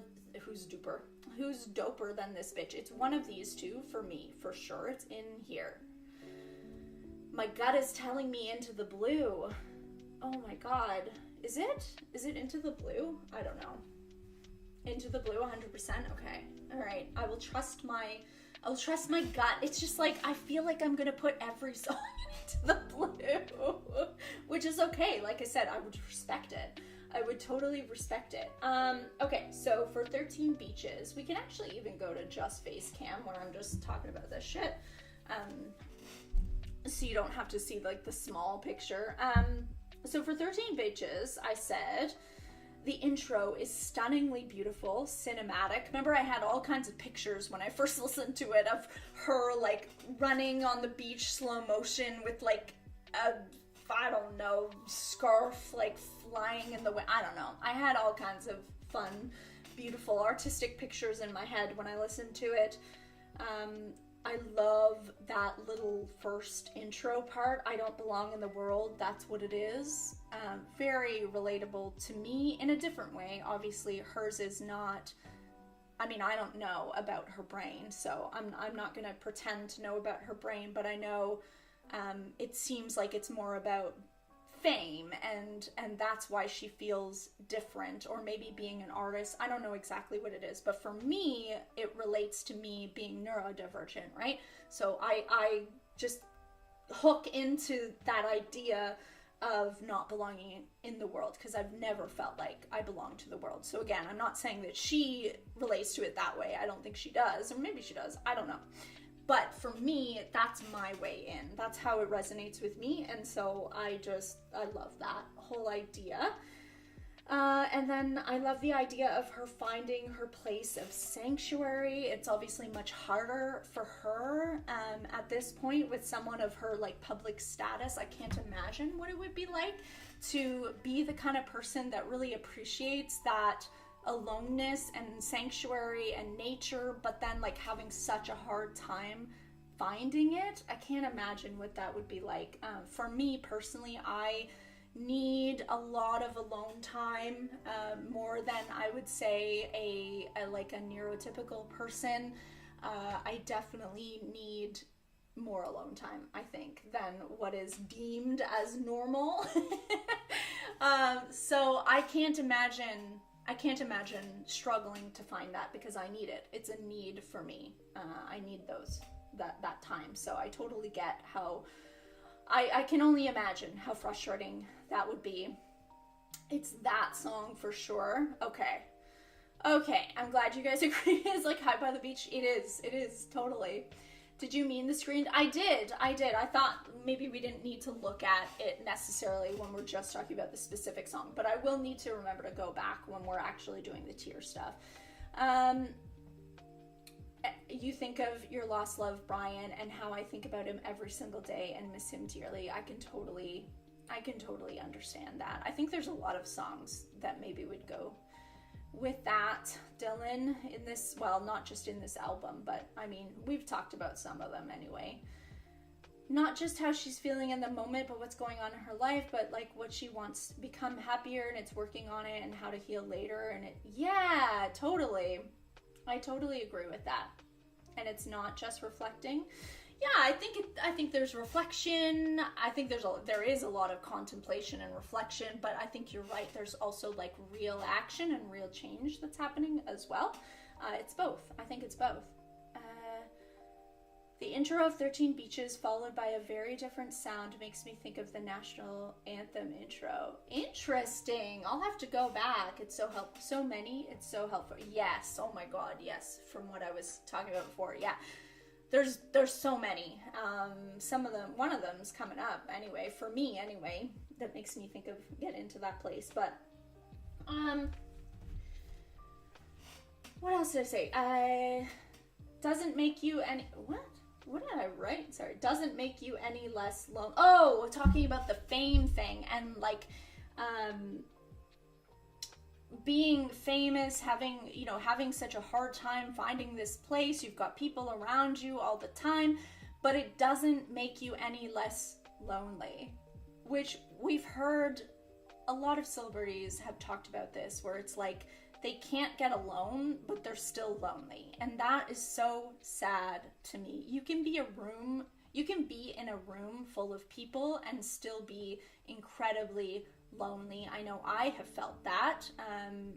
I can't relate obviously to being a celebrity, but I can relate to, having lots of people around me but still feeling alone. It sucks. So yeah, it's not necessarily a fix. Being a celebrity, having supporters, it's not necessarily a fix for, being alone. Unfortunately, it helps, I'm sure, but it's not a fix. Is her growth, it's so special to see her slowly get into a better place. I love it. Of the High by the Beach music video, yeah, it totally, and maybe that's what I was thinking. Maybe that's because, in that, like in the beginning of that music video, and she's got like the wind like flapping her her clothing. Like, I don't know, I think that is the vision I had, was similar to that. So I think I totally agree with that, actually, and that's probably where I got that image from when I was hearing that. I love and again, the dial-up connection sound. Do I think it's just an interesting sound, or do I think it's symbolism? No, I think it's symbolism. I like to think that most of those things I don't know, I think she uses music, she uses words, she uses visuals. I think they're all symbols. I think she's that brilliant. She's that poetic. So what do I think about that? I think that it's always kind of looming, that dial-up connection sound. It's like it's throughout the whole song. I didn't hear it until like close to the end when I did my first reaction, but once it was there, it was like it's there throughout the whole song pretty much. So I think it might be like an idea of it's always looming. Like, especially if you're a celebrity, you've just kind of always got eyes on you. It's always there. You're always kind of aware of it. Even if it's just kind of in the background, it's always kind of there. I don't know if she can ever escape it. Yeah, I think so too, Dylan. You don't want to be lonely, you just want to disappear. Ooh, that's interesting. That's really interesting, Simser. Yeah, and so it, you know, it could be like kind of the pros and cons of digital connection. Like you could think about how definitely there's good things about being connected and being on the internet, and there's a lot of information, and there, you know, there's definitely pros, but then there's also the cons too, right? Like it's like you can't escape it. So, yeah. And then I said, ooh, I think, and this is a general idea, I was thinking of today, actually, when I listened to it, I was thinking, I think there might be kind of a double meaning. I think this song could, honestly, I think she's thinking about multiple things when she wrote it. Maybe I'm wrong, but I think she was. I think it could be that she was thinking of someone that she specifically misses. Again, I don't know a lot. I know you guys know the names and the different boyfriends and the things that have happened, and it's not that I don't care about that. It's just I don't know, for some reason I just, like, I can feel all that in the feelings of the music. I don't need to know specifically, if that makes sense, but I do think there is a specific person that she was misses. I said her dark paradise when she's finally alone. So when she finally finds that alone time, I think there is this person or these people or whatever it is that she's thinking about and that she specifically misses. But it also seems like there is another meaning. It also almost feels like she's talking to her fame and her fans. It hurts to love you, but I still love you. I think it's both. I think you could put that as that specific person that's making her think of this, but I also think there's a theme of fame in there too, that you could say she's talking to us about it too. I don't know. I could be just off my rocker there, but that's what I'm getting. One of my favorite lines from the whole record, and that I've been dying for something real. Love that line. So sad. They all fit in so well. I missed something, sorry. Let's go back, sorry. She thought she already found one, but she realized she hasn't. That's an interesting thought. Maybe, yeah, totally. Once you figured out the dial-up sound connection, it made so much more sense for me, and it is perfect for this song and variant. I totally agree with that. Can't stay for the stream, but just wanted to quickly jump in and say that I really enjoy your videos. And Alice, yay! Hi! Thank you so much for joining, even for a second. I appreciate it. Her not really being able to connect, and she's been dying for something real. Yes, I love that. Yes, yes, yes. It hurts to love you, but I still love you. Maybe she talks about, yeah, that's what I was thinking, Nathan. But I also think it also could have been inspired about that, like, one person that when she does finally get to this beach, to her alone time, when she has time to really think back, you know, maybe she is looking back at a very specific person that she misses. The possibilities that you mentioned all fit in. Yeah, totally. Yeah, so I don't know. Could be all, could be none, could be, who knows? That's what I'm picking up on. I think that when you have a feeling, I've heard other writers talk about this, like sometimes when you want to start writing about a feeling and then you start like thinking of other things that have made you feel a similar way, and so you start pulling from like different areas of your life. I don't know, it's a possibility to me that it might have been inspired by one thing, but then as she started exploring that feeling, she started pulling from other areas of her life. That's my prediction, I guess. More like loving fame, but hurts to love fame and what she does and yeah, totally.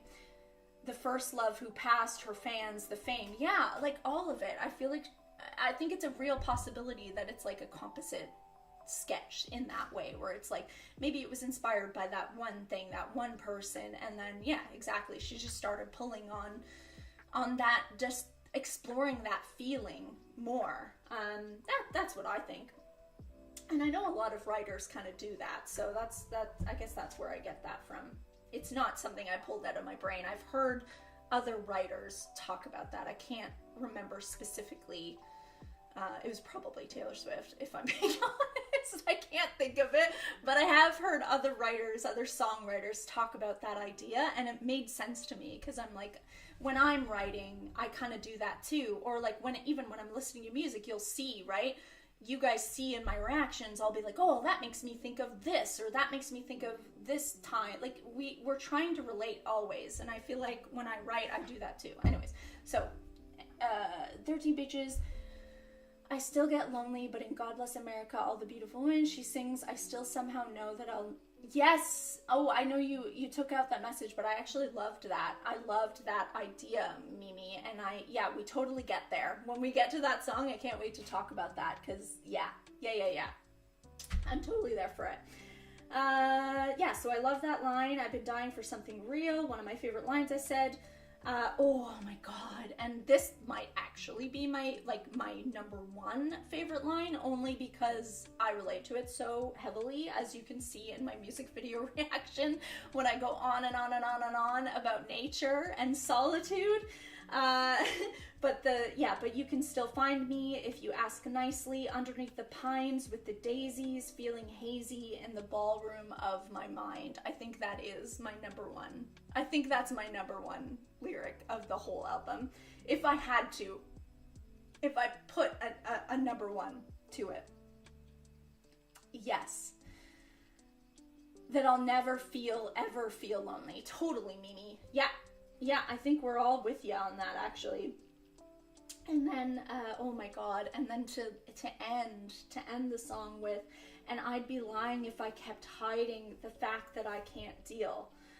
And then she repeats it. When you repeat something in a song, I don't know, I pay attention. If you're gonna repeat, I'm gonna look at your first line in the song, especially for Lana.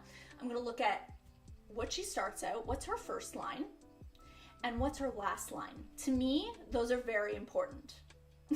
Those are very important. So she says, and I'd be lying if I kept hiding the fact that I can't deal, and then she repeats it, the fact that I can't deal. It does kind of feel a little bit like a cry for help, a bit. And yeah, I love that. Brian dancing around the ballroom of my mind. Oh my god. That's beautiful, Dylan. That is beautiful. Yes, absolutely. It's such a beautiful, isn't it such a beautiful lyric? Oh my god, it's perfect. Yeah, okay, so now after going through that, I am very confident that it should be in Into the Blue. I made the right decision. I'm confident. But yes, I might have 10 of these songs in Into the Blue, so I'm giving you guys the heads up about that. Okay. Yes, let's move on. We're getting there. Okay, Cherry. Oh my god, I'm sorry. Cherry is Into the Blue for me. I can't put it anywhere else. I'm sorry. I told you there's going to be a lot in Into the Blue.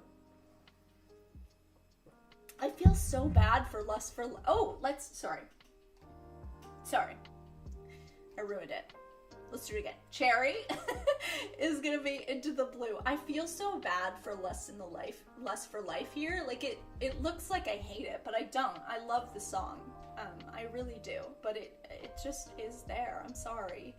I'm sorry, Lust for Life. Don't hate me.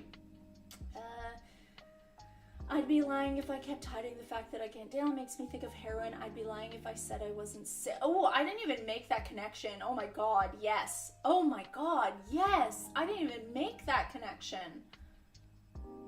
Holy shit, yeah. Oh, there's definitely a connection there. Totally.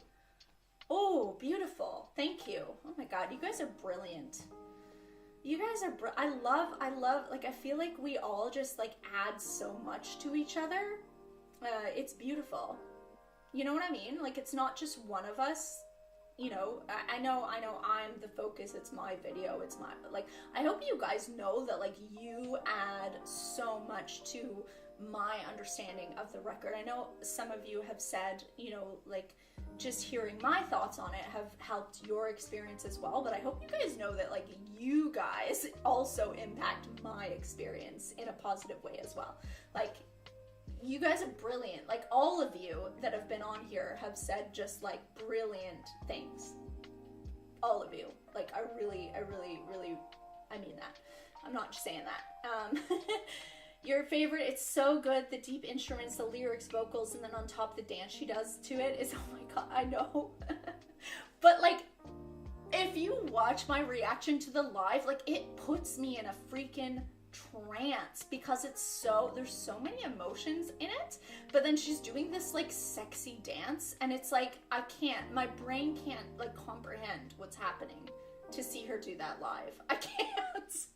I actually can't. I can't comprehend it. It's too many, it's too many things going on in my brain. Like, I couldn't even react to it properly, I feel like, because it blew my mind. So, what did I say? I said so dark. Here, we can go back to this. I said so dark, so scary, processing her ideals about love. Oh, yes. I loved this idea that I had. Facing, I feel like this song is her for the first time, at least in a song, not in life necessarily, but in this song, it feels like she's finally facing her romanticism. Not that romanticism is bad inherently, but I think she's seeing the darker side of it now that she's a bit older. She's learned, she's gone through these experiences, and then she's like, oh shit, maybe I shouldn't just be seeing these things as this ideal all the time. Like, there actually are red flags here. There actually are things that I can look at and make better decisions. And I don't have to just throw myself into everything because of my ideals about love. And I love it because me personally, I am extremely romantic myself. I also just want this fairy tale, beautiful romance. I will do anything for love. I am also that kind of person. But yeah, in my older age now, I'm not old, but you know what I mean. I've experienced love and loss and relationships, and now I'm realizing that I guess what I need to let go of, what I need to hold on to, and it just feels like she's doing a lot in this album. It seems like she's doing a lot of that kind of processing, where she's like, maybe I wasn't completely right when I wrote about love before. It's so interesting. The live of Cherry with Lana singing karaoke in a bar with straight. No, I have not seen that one. Oh my god, we need to do that at some point. Can we remember that one? Let's write that one down when we're doing extra stuff. I don't think I've ever seen it myself. I need the link as well. Yes! Oh my god. Yes. You have to leave now? Okay, bye. Thank you for being here. When instead of saying, 'cause you just want it so much, she said, 'cause you believe in love so much. Yeah. Oh my god. I didn't know that, but that totally goes with what I'm talking about. It's like yeah. And I get it. I feel like it feels like it's out of my brain because I feel like I've processed this stuff as well. If I click on this link, will it work for, oh, it does. Okay. I'm not gonna watch it now, but I'm gonna remember that for later. Thank you. I am gonna see it. There's still hope for Cherry music video. Oh my god, please. Oh, I will be so happy with that.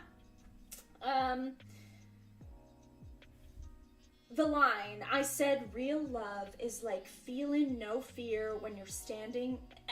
Okay, this I just got today. Sorry, I'm getting excited because I'm like making more connections today. I will continue making connections. Okay, let's be serious.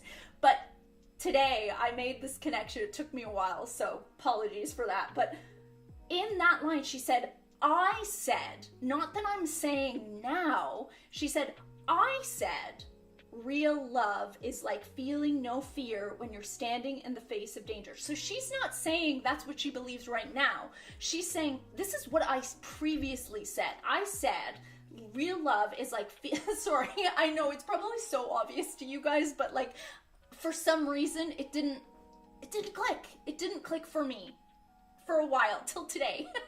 And I'm like, holy shit, yes, I said yes. And I said, she's realizing that, what she said before, that's not the real love. And that's when she started, I fall to pieces when I'm with you. She's realizing that this idea of losing yourself and falling to pieces because of someone, that's not really, or maybe it is real love, but it's not the love she wants anymore, now that she's experienced. Enjoy that, Val. It's gold. Yes, it is. Oh my god, I love making these connections. For some reason, it didn't quite get there. Like I think I got that overall feeling, I guess, but like that idea of, she's like literally going back and saying, I said this before, but this is actually what I feel now. Oh, it's beautiful. Yes, falling to, yes, and I think you see that when you watch my reaction. I'm sure you guys saw that. When at first, when I listened to it, I was like falling into the trap that she had cast for us in Born to Die. And I was like, oh, okay, she's just being romantic again. I'm falling to pieces. Like I was falling for it. I was like believing it as a good thing. And then when she got to that set on fire by fiends, that's when my brain was like, wait, no, oh my god, no, this is not a good thing. Okay, she's getting, like, and then I understood where she was coming from, because I've also made that a similar observation about myself. So I was like, okay, I get it. But yeah, it didn't show it as well, but there's a Hyde song in Cherry. They both play together by the end of the song. Oh, actually, I think I did. Did I? Well, let's keep going, but I feel like I was, oh, yes, I get to that. I do, because in Apple Music, I was listening to it on my phone today, not on my computer. So when I'm listening to it on my phone, I listen to Apple Music. I know it's weird. I pay for 2 of the subscriptions. It's awful. And they're in brackets, the second song or whatever. I'm gonna need to discover that more, because that was literally, I just found that today. So I'm sorry if it's not completely fleshed out today, but I did see that and I was like, oh my god, this is so cool. What does falling to pieces even mean? I mean, again, at first I thought it meant in a good way, like you're making me like I'm just like melting from this beauty of your love. That's how I interpreted it the first time I listened to it on the first chorus. Until I heard the Set on Fire by Fiends, I was like, oh my god, no, she actually means like she's losing herself, or this is what I'm interpreting it as, Mimi. So it's not fact, but it's like you're falling to pieces, you're losing yourself in this relationship. And I think she's realizing that that's not necessarily a good thing. Like, you need to still be yourself and not lose yourself in somebody else. So that's what I'm getting. And sorry, where am I? Yeah, I love that line. She's realizing this is not real love. I fall to pieces when I'm with you. We talked about that. And I love, obviously, my cherries and wine, rosemary and thyme, and all of my peaches are ruined. So that took me a bit to kind of fathom, I guess. I think I got a little bit of it in the first reaction, the loss of innocence. I think that is, but yeah, I think when she's describing all these things, I feel like they're all different parts of her, all of her soul, her being, her innocence, all of it was destroyed. Her cherries and wine, her rosemary and thyme, and all of her peaches. I think they're like different aspects of herself. They're all destroyed. And then I put a big,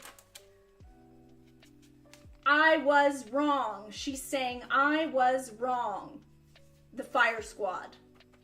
I was wrong. Don't listen to me. Don't listen to that bitch over there. She was wrong. In a nice way. You know what I mean. Hey, Emily, falling to pieces to me is like crumbling apart like pieces. Yes, exactly. It tastes good, but it can be messy. Totally. I love that analogy. I love it. Beautiful. Shattered, cracked open, vulnerable. I love it. Just watched that clip you sent. That was the best line. No! Oh my god, now I want to watch it. But no, we're not going to do it. We got to stay on track. I got work to do. We got to stay on track. We can't go on side quests today, even though you know I love a good side quest. And then, yeah, oh my god. My rose garden dreams set on fire by fiends. That's what turned it all around for me. And then, yeah, so then I did pick up on some of this second song that you were talking about. Again, I'll have to go back and really fathom that even more now that I've seen it. But I put, like, for example, like the Can I Get a Hallelujah? She's like, oh, fuck, I finally got there. Here I was, sipping on ya like Coca-Cola. And I put, she's reflecting on her past self, seeing how her views have changed. It's like she's talking to the different parts of herself. She's talking to her born to die self, you know, like that, her younger self. That's what I see it as anyway. And it wouldn't take too much time. I know, but I don't want to do side quests. I'm sorry. Sorry.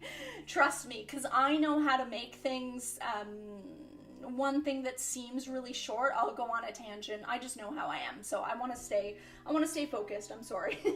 Don't hate me for it.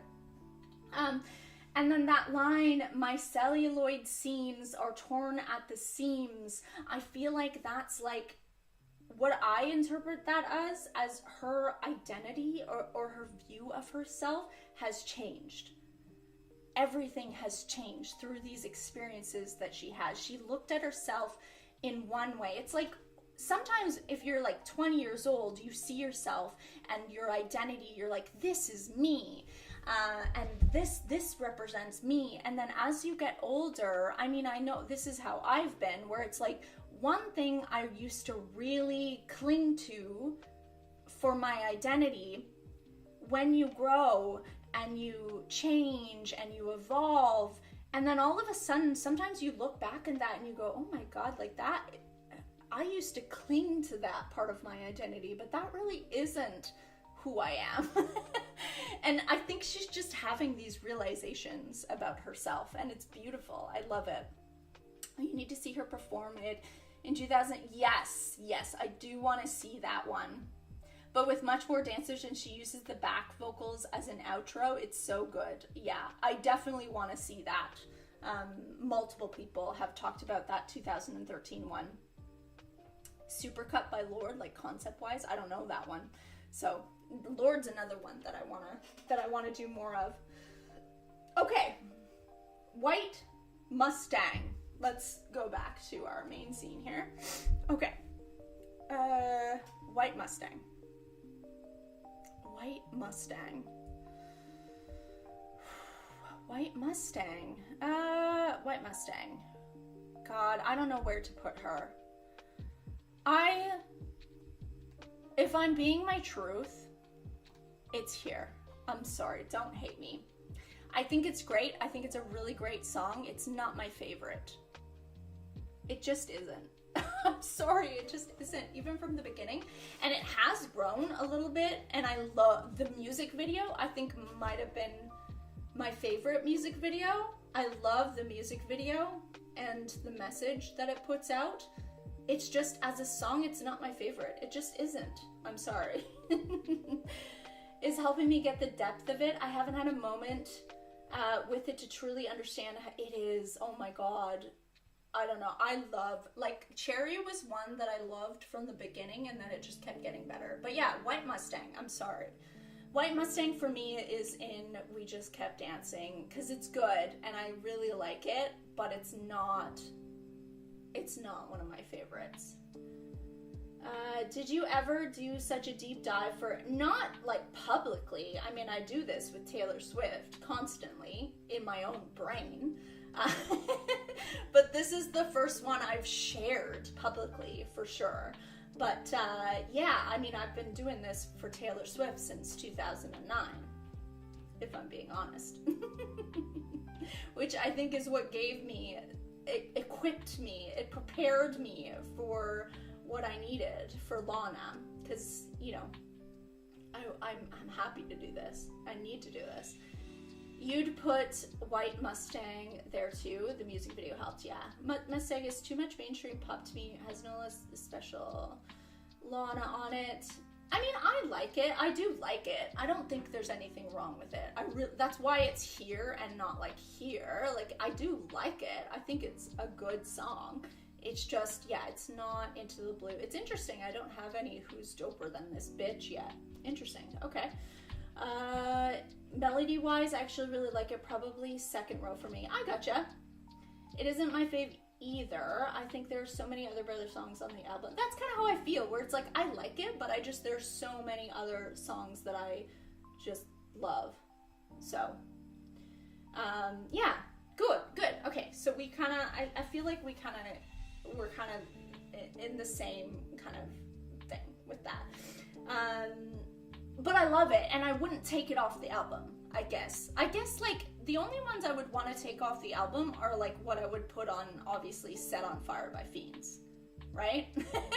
That would be, like, the ones that I would be like, we don't need this. So anything, like, above that, I think it's perfect on the album.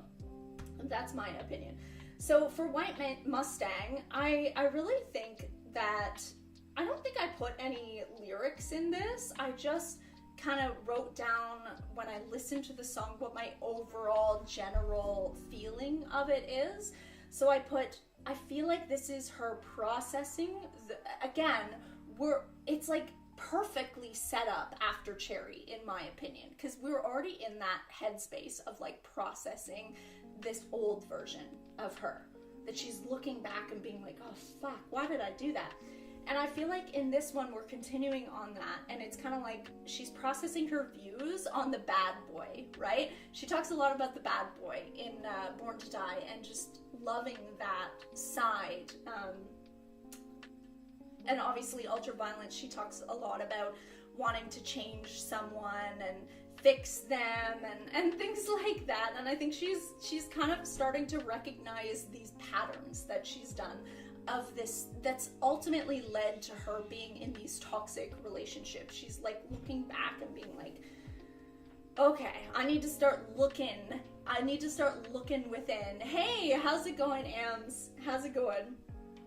I said she knows now that she can easily fall into the pattern of being hit like lightning. Like, she's starting to understand that that's a real thing. That she very easily falls into that pattern. And she has the experience now to know when to leave. She's starting to realize, she's starting to see those red flags. She still went through with it though, but is now processing why she put herself through it, even for a moment. I think she's looking back and being like, because I should have written down some of the specific lyrics. I was writing furiously this morning. And there were specific lyrics that I remember. I can't think of them now, but that's kind of the idea I was getting, is like, she's looking back and being like, oh, I saw it. Like, I saw the red flags and I ignored them. Why did I do that? Yeah, I said, looking back and counting all the red flags, and when she clocked it and then didn't listen to her own discernment, which again, that word discern comes up later. So it's interesting. So that's what I put about White Mustang. It's very interesting. It's perfectly put after Cherry. It's perfect. I love it. And again, for the next one, perfectly after White Mustang. The theme, I just love how the themes go into each other. So Summer Bummer. Summer Bummer. Summer Bummer. Where do I want to put Summer Bummer? Summer Bummer might actually be here for me. I'm sorry, don't hate me. I think it's a very good song. I like to dance to it. I love this song. I think it's perfect after White Mustang, so I wouldn't change it. I wouldn't take it out, but it is my least favorite song on the record, Summer Bummer. Do you hate me? It's my least favorite song. But I still think it's good. It's either here or it's here. But I do like it less than these two songs, so I feel like I have to put it here. I was such a fool for believing that you could change the way you've been living, but you just couldn't stop. Yeah, I think that's kind of what I was thinking the day his record dropped. And it wasn't even that good. That was everything to me, seeing that live. I'm so glad that you guys gave that one to me. Thank you. It's your least favorite too? Okay. I don't feel bad then. It's good. It's a really good song. Like, obviously, you put it on, dance to that in the freaking living room. It's an amazing song. That's a valid perspective. Okay, you're making me feel better. Thank you. Because I feel bad. Like I said, if I'm honest, I could almost put all the songs into the blue. But I am trying to kind of give you guys an idea of where it's landing with me, and if I'm being honest and speaking my truth, that's where it's landing for me. I like it, but it could be better in my opinion, but it's not bad. I don't think it's bad, and I don't think it should be taken off the record, but it is my least favorite, I think, of the whole record. I said, let's just quickly go through what I said about it. I said, we are still in the processing stage, which is like I said, I love it from White Mustang into Summer Bummer. I think she even says bummer in White Mustang, and then we get to Summer Bummer. It's perfect. And I said, I feel like it's that, this is what I like about it.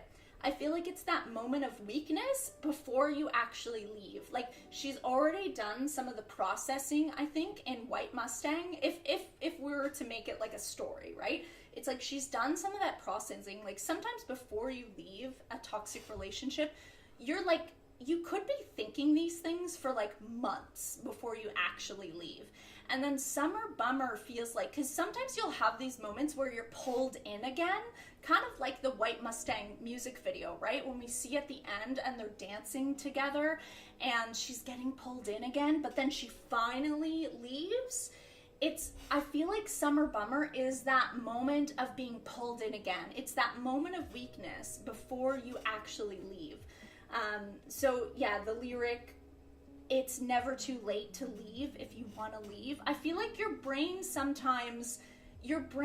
goes back and forth when you're trying to decide what you want to do, and sometimes your brain will try to justify things in your head, right? So she's like, well, it's never too late to leave if you want to leave, but right now I'm okay and I want to be here. And she says, and then she goes on about why she keeps getting pulled in. She can't get you out of my veins. He's just got his claws in her, the music video, he's got his hands on her leg, right? And she can't escape. And then I think your brain then goes, well, what can I do about it then? I'll change him. I can change him. If I just love him enough, if I just shower him with love, he's gonna change. He's gonna be there with me. We're gonna make this, like, her romanticism is coming back. You know what I mean? So then it's like, you can't escape my affection. I'm gonna wrap you up in my daisy chains. I'll just love you. Then you'll suddenly then just be fixed by my love, right? How many of us do this in our brain? It's like, if I just love them enough, all that shit and baggage, it's gonna go away, because love is gonna conquer all. Right? We have these moments of weakness, and it's very real, and I do it too. There's absolutely no judgment in here, I promise, because I've done it 1,000 times, but that's what I'm getting. Coachella's probably the least favorite, but it could just be because I hardly listen to. No, that's fair. That's totally fair. I can see that. It's very different. We'll get to that one, obviously, but you love the lyric, is this love or lust or some game on repeat? That is a good lyric. It is perfect after what? Yeah, that's why I said, like, I would never, even though it's my least favorite, I would never take it off the record. Like, it's perfect. It still, like, it tells the story, and we need it. We need it. So, I'm not taking it off the record. It's just not my favorite. The Blackest Day, top tier, yes. Oh my god, I want to go listen to The Blackest Day again.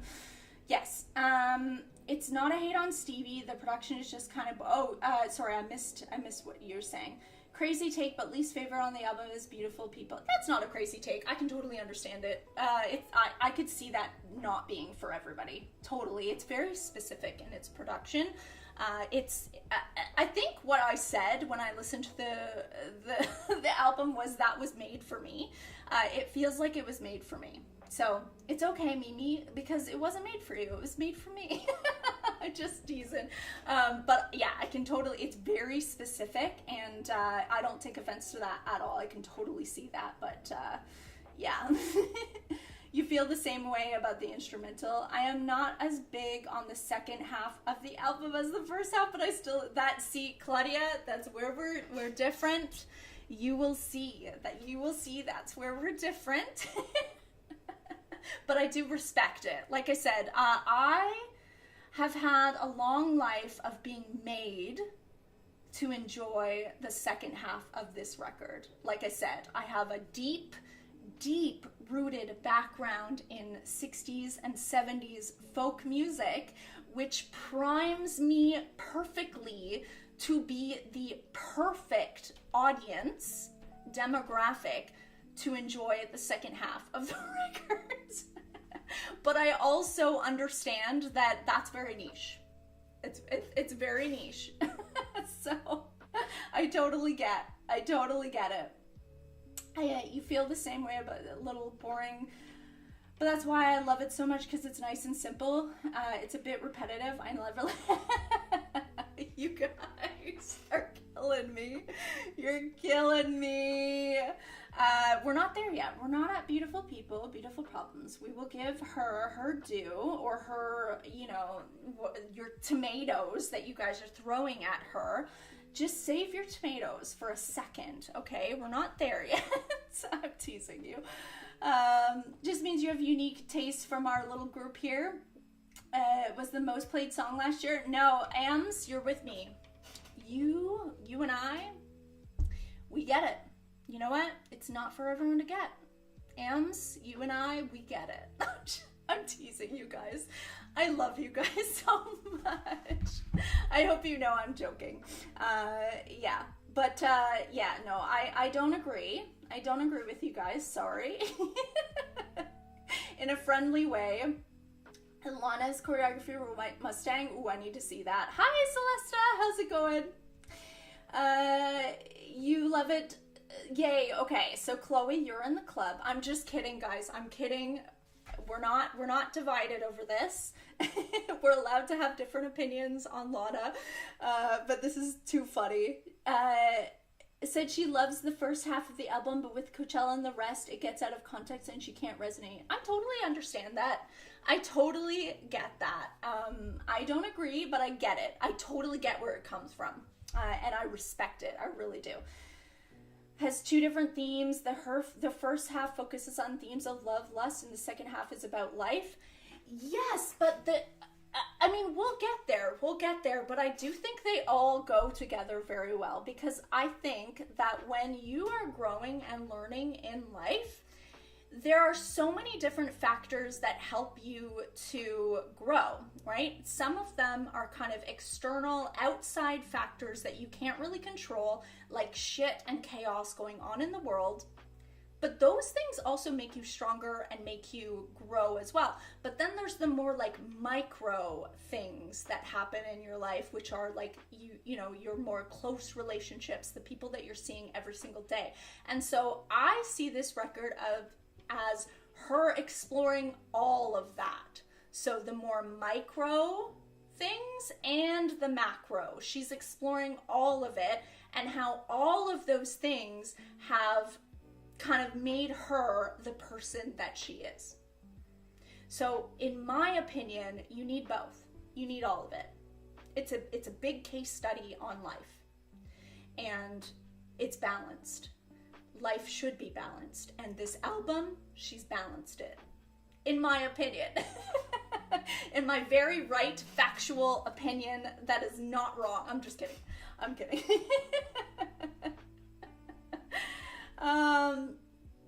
Is Ams, because my actual name is Amy, so, I can say Amy.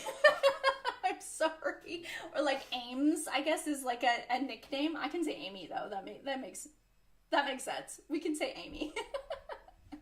I think I'm on the drawn to the second half more. Okay, Jamie, so you're in the club too. Just kidding, guys. I'm not actually dividing us. I think we're all allowed to have different opinions on this, and like I said, and hope she explores within herself and society. Totally. Not your fault. You're all good, Amy. You're all good. Okay. Sorry, where were we? We're getting off track here. Yeah, so that whole idea, again, of, I'm gonna fix you. I'm gonna just love you enough, and I'm gonna fix you. Don't be a bummer, is, to me, her just being like, can you just shut the fuck up and just be in the moment with me? Like, why do we have to bring in all this shit when we can just fucking enjoy life? It can be really that simple. We can just choose to be happy and enjoy. You don't have to bring in all your shit. We can just make the choice. Like, just don't be a bummer. Just shut up. It reminds me of Freak. That's the idea that I got from listening to Freak, where it's like, we can just do this. We can just dance, and we can kiss, and you can just shut up and listen to me and just fucking enjoy life. Like, just don't be a bummer. Just shut up. It can be that easy, but it's never that easy, right? I just feel like she's like, let me love you and enjoy life. This is what I wrote. That's what I wrote. I need this escape. I need it. I need this escape. I need the white lines and black beaches. I need this. So just stop being a bummer. Shut up and love me. Like, I love it. We are all full of factual opinions. Yes, we are. All of them. They're all factual. I just said, just chill with me here. It could literally be this easy. You are letting your shit get in the way. That's what I feel like she's saying in the song. Which, again, very important. I would never take the song off. Okay, let's move on. Groupie love. Oh my god. We're getting there. Groupie love. Yes. Groupie love is that bitch. Groupie love is who's doper than that bitch. I know. I don't know. I feel like this is an unpopular opinion. I mean, it's not Into the Blue for me, but it is that high for me. It is in Who's Doper Than That Bitch for me. I love the idea of group love. Oh, shit. I keep screwing up. Maybe I should just keep it on this scene. Sorry. Groupie love. We just put in Who's Doper Than This Bitch. Your little giggle charges my soul.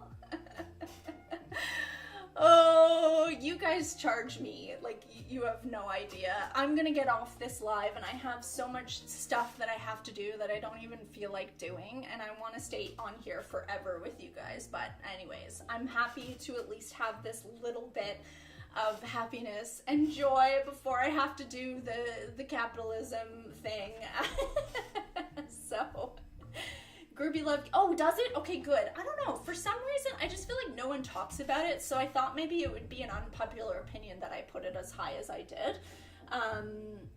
It's a really cute song, yeah, well, that's why I didn't put it on Into the Blue. I'm not saying it's the best song ever created, but I am saying, like, it's good. Like, it's great. It's amazing. I love it.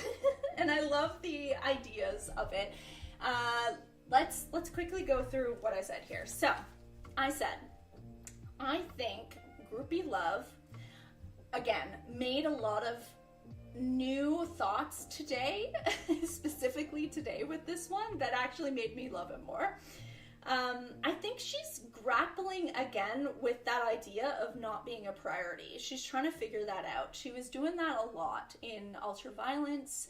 She was doing that in Honeymoon. I think we're seeing it again. She's trying to figure out why people aren't prioritizing her.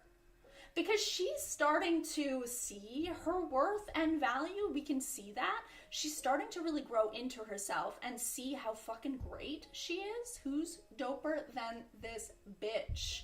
She's seeing that. She's truly seeing that. And then she's looking at these people who are taking her for granted and being like, what the fuck? Like, why? Do you like, seriously? It's good, but isn't high for me, probably. I like it better than Summer Bummer for sure. Totally valid. Actually don't count because I genuinely love every single one. That is so real. Like I said, I respect someone that just puts everything in the top. Everybody wants this. The Devil Wears Prada. Oh my god, I had to watch that movie again. She's got so much going on and she's trying, I think she's seeing that this person that she's with, he's got a lot that's pulling him away. He's got a lot going on in his life and she's trying. I feel like she's really, especially in the beginning of the song, I feel like she's trying to be understanding because, again, you know, our Lana, she is a hopeless romantic. And so she's really trying to have that understanding and compassion and empathy. And it falls apart though. It really does. Don't even get me started on that. I have to apply to college today. Oh my god. Going back, and you're amazing, Jamie. I know I will go back to school. I don't have the money right now to do it, but there will be a time in my life where I do, and I am absolutely going back to school. So I will be going back to school in my 40s. In my opinion, I'm going to do psychology. I want to do more research. This is a side quest, sorry. I want to do psychology research. So I need to get like a master's or a PhD in psychology. And yeah, I want to be an autism researcher as an autistic person. That's like, you know, what I really want to do, but that'll be in the future. It's a safe option. It's a safe option. Hi, Taimu. Hello, how's it going? For me to sneak in some Lana songs on a road trip. Oh, that's true. That is true. I can see that. That's a really good idea. Just like sneak it in and, you know, like, yeah, it's not like super, I can't say the words, but I think I understand what you're kind of saying. It's a good way to like introduce things. Groupie Love is so off for me. It seems like Lana and ASAP just want to put out another song together. Okay, I can see that. Okay, so let's go. This is what I say about it. And again, I don't know. I I don't know. I feel like it's important because I feel like, to me, I do feel like this is a really important step in her journey of realizing that she does need to leave, is making this realization that she made in the song. So if we didn't have this song, I don't know. I feel like that's an important step, personally. Where was I? Okay. So I said, she's trying to be understanding and grateful for what they have, but these feelings just keep coming back. So again, when we're in that white Mustang space and that summer bummer space, and we're going between, should I leave, should I not? He's pulling me back in. This is another final straw, I think, that she's having in this type of relationship where she's finally realizing she's not a priority. So in the line, it's so sweet pouring you a drink and pretending that nothing means anything. I feel like the first time she says that, I think she actually means that. I think that's when your brain is convincing you of this, you mean it. But on the other side, with the forethought and looking back at it, it's like, it just feels and sounds ridiculous that you even let that happen. So I do think that she's still in that phase. Her brain is trying to convince herself that this is good. It's actually beautiful that we just are living in this beautiful moment in the present. I think she's really trying to convince herself. But then I think obviously she's writing this song in retrospect, and she understands the ridiculousness of it. And I think she's kind of going, this is ridiculous that you're letting this happen. And I think, again, convincing herself, this is my life, you by my side. Groupie love, I think groupie love, that whole idea of groupie love this is, again, my opinion, what I'm getting from it. He has so many other things that he's bringing into the relationship. So it might not even be other people. Maybe it is, maybe not. But I think that idea of sharing someone with all the different things that are pulling at him, the push and pull, the things that he is bringing into the relationship. And I think this song is her saying, where is it? Oh, sorry.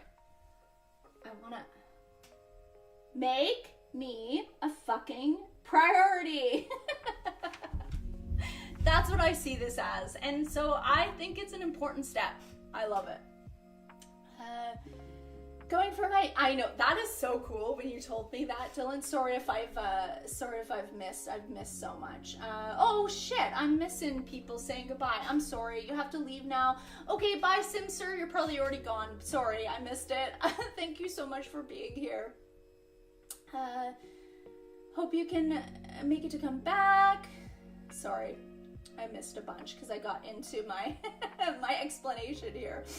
My defending of groupie love. I wonder if saying you want my groupie love, she's implying all he wants from Lana is kind of worship him and put him on a pedestal. Yeah, that's kind of what I'm saying. He wants her to be okay.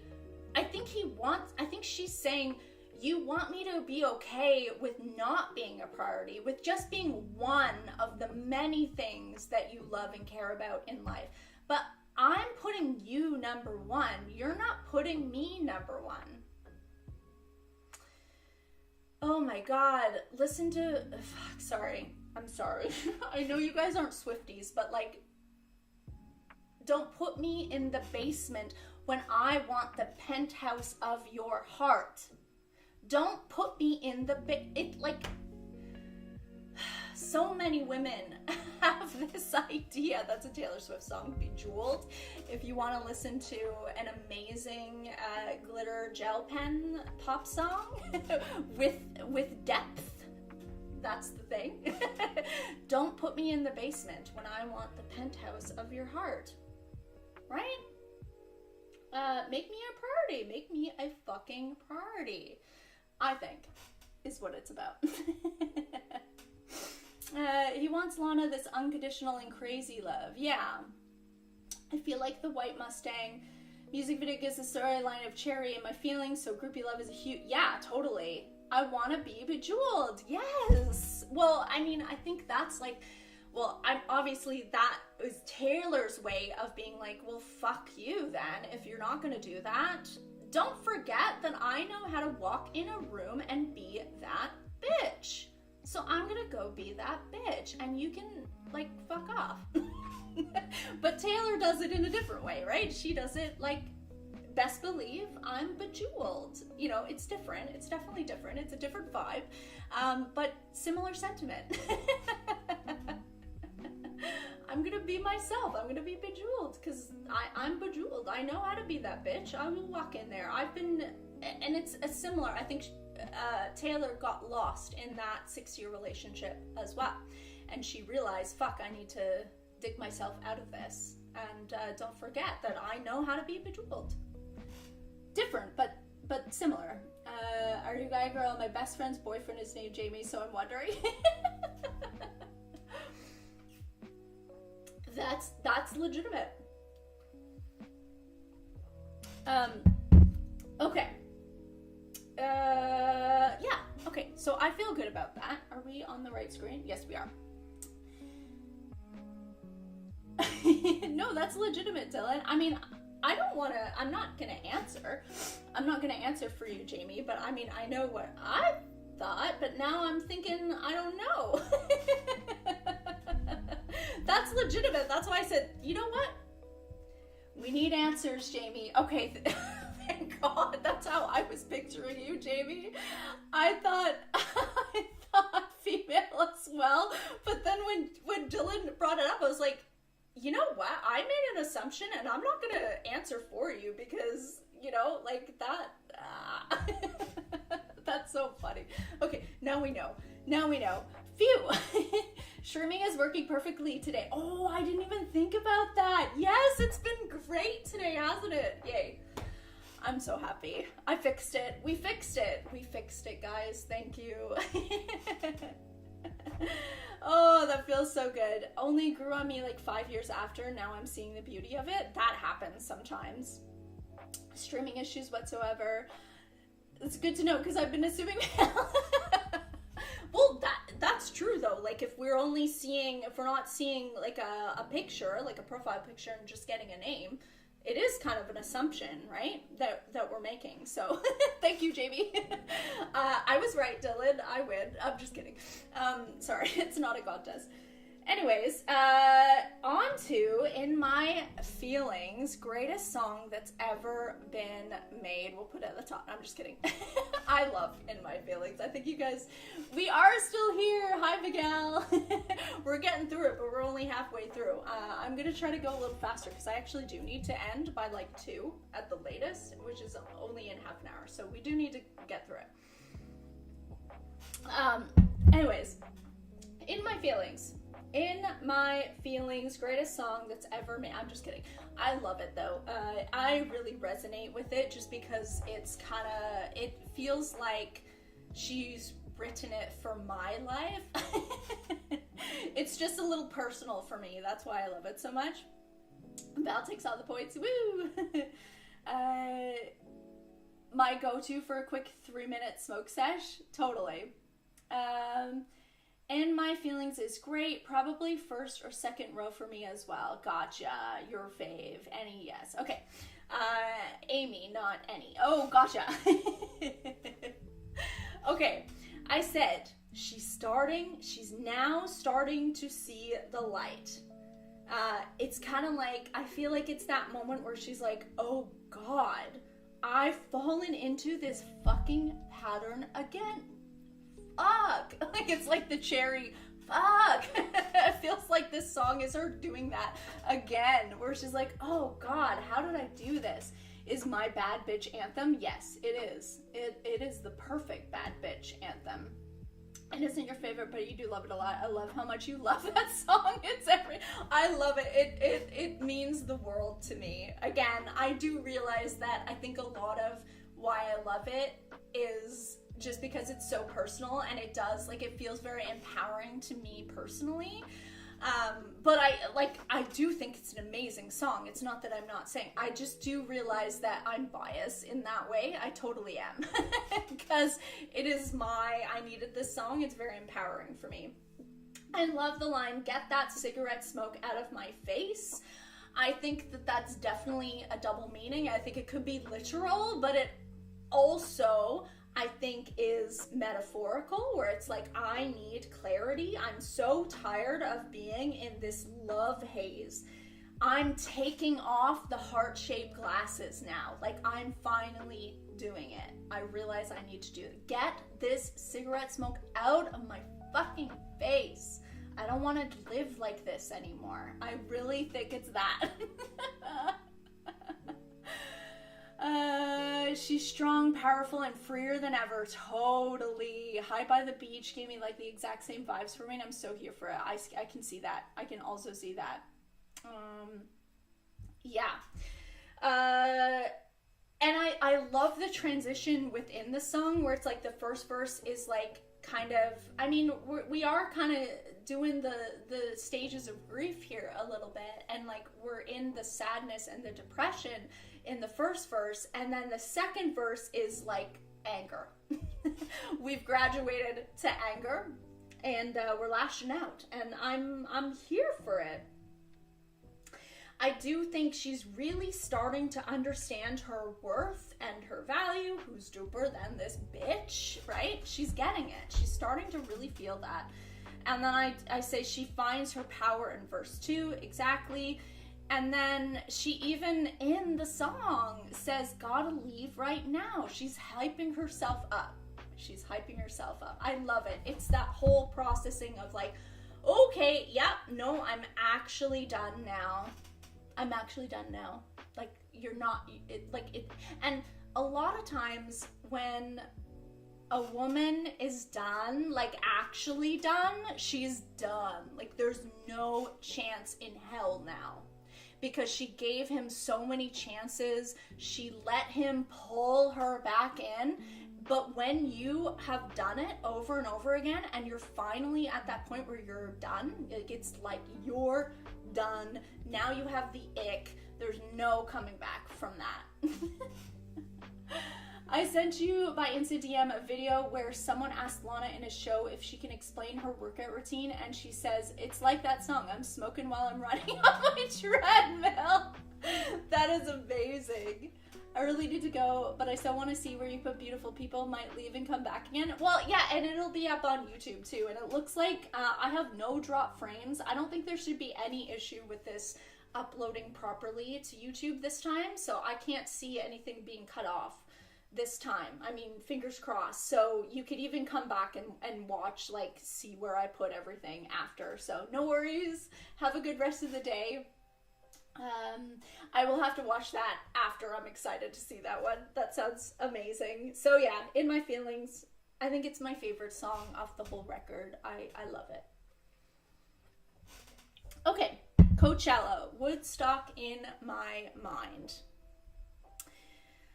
I mean, I have a special place in my heart for this half of the record. I really do, just because it all kind of ties into what a lot of us, not everybody, but a lot of us are feeling in 2025 with just the state of the world and the state of politics in the world. So to me, it's gotta go in Who's Doper Than This Bitch, because it's starting us down that path. So I don't see it as Into the Blue, but it's still Who's Doper Than That Bitch for me. It has to be.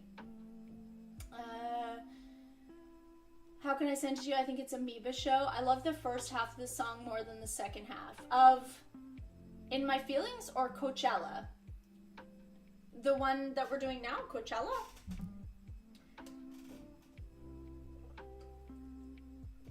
I mean, I love Coachella. It's not Into the Blue for me though. But I just, you got, yes. Oh yeah, links should work in here.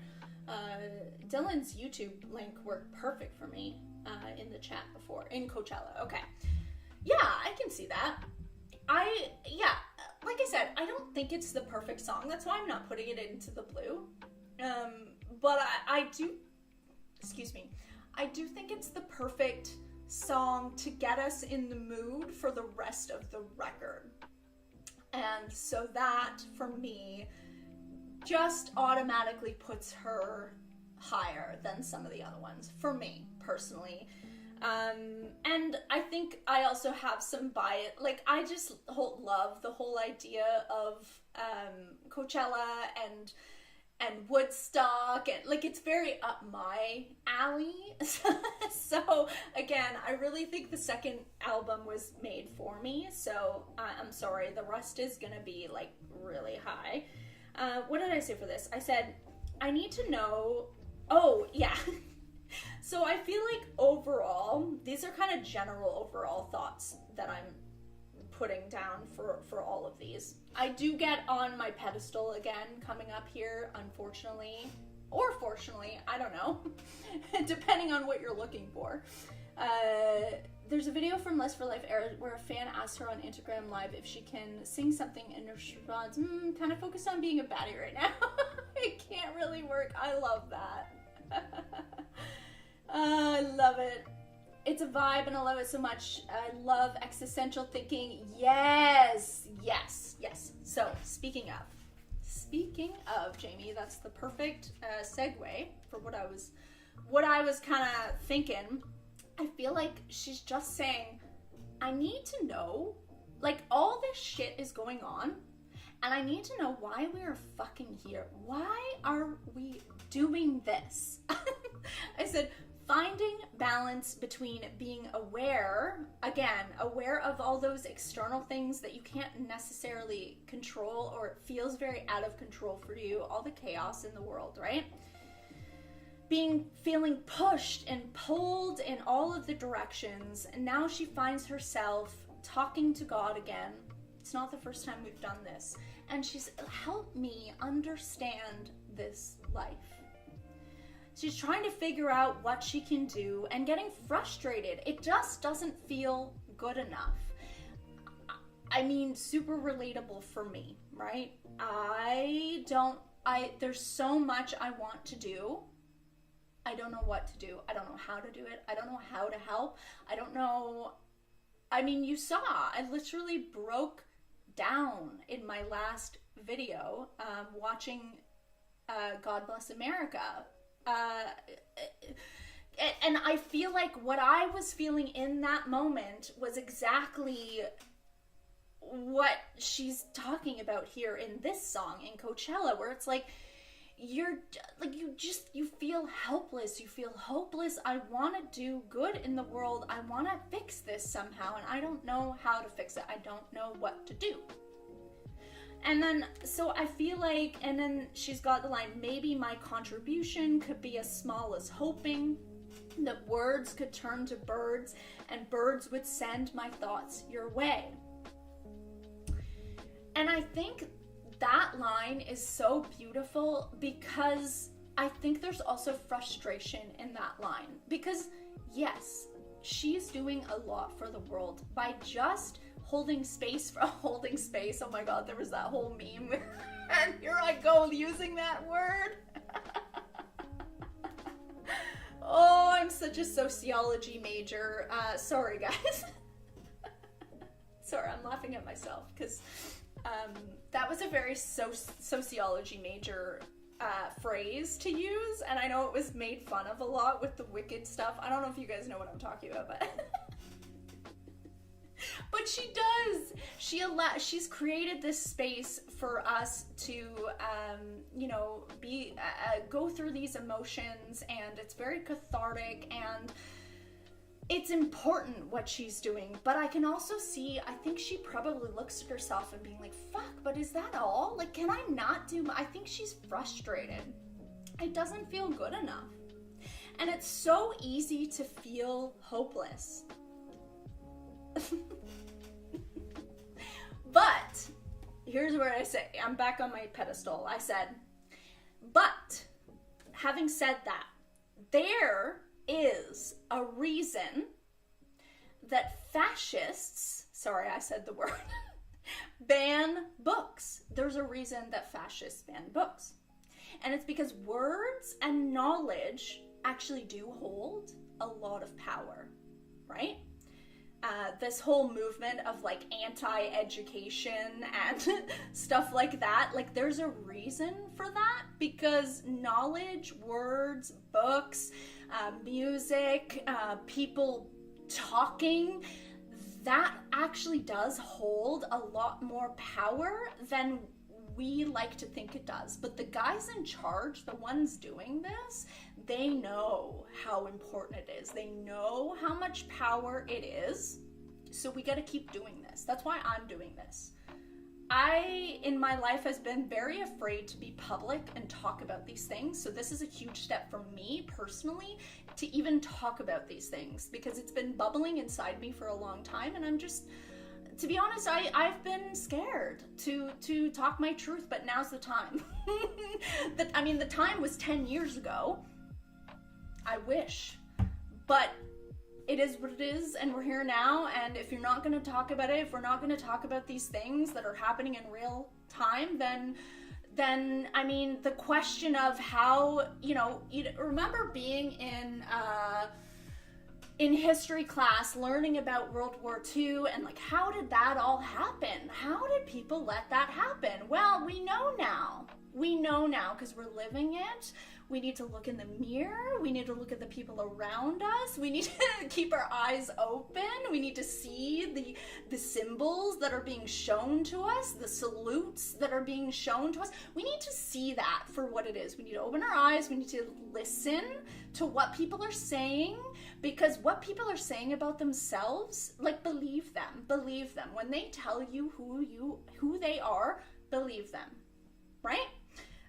So yeah, that's my thing about that. I said apathy is the path to destruction. There's a lot of apathy that's going on.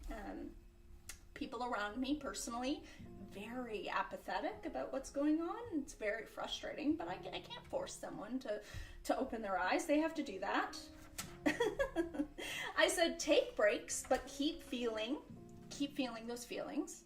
But take breaks, dance, sing, have joy, but keep feeling your feelings, keep fighting.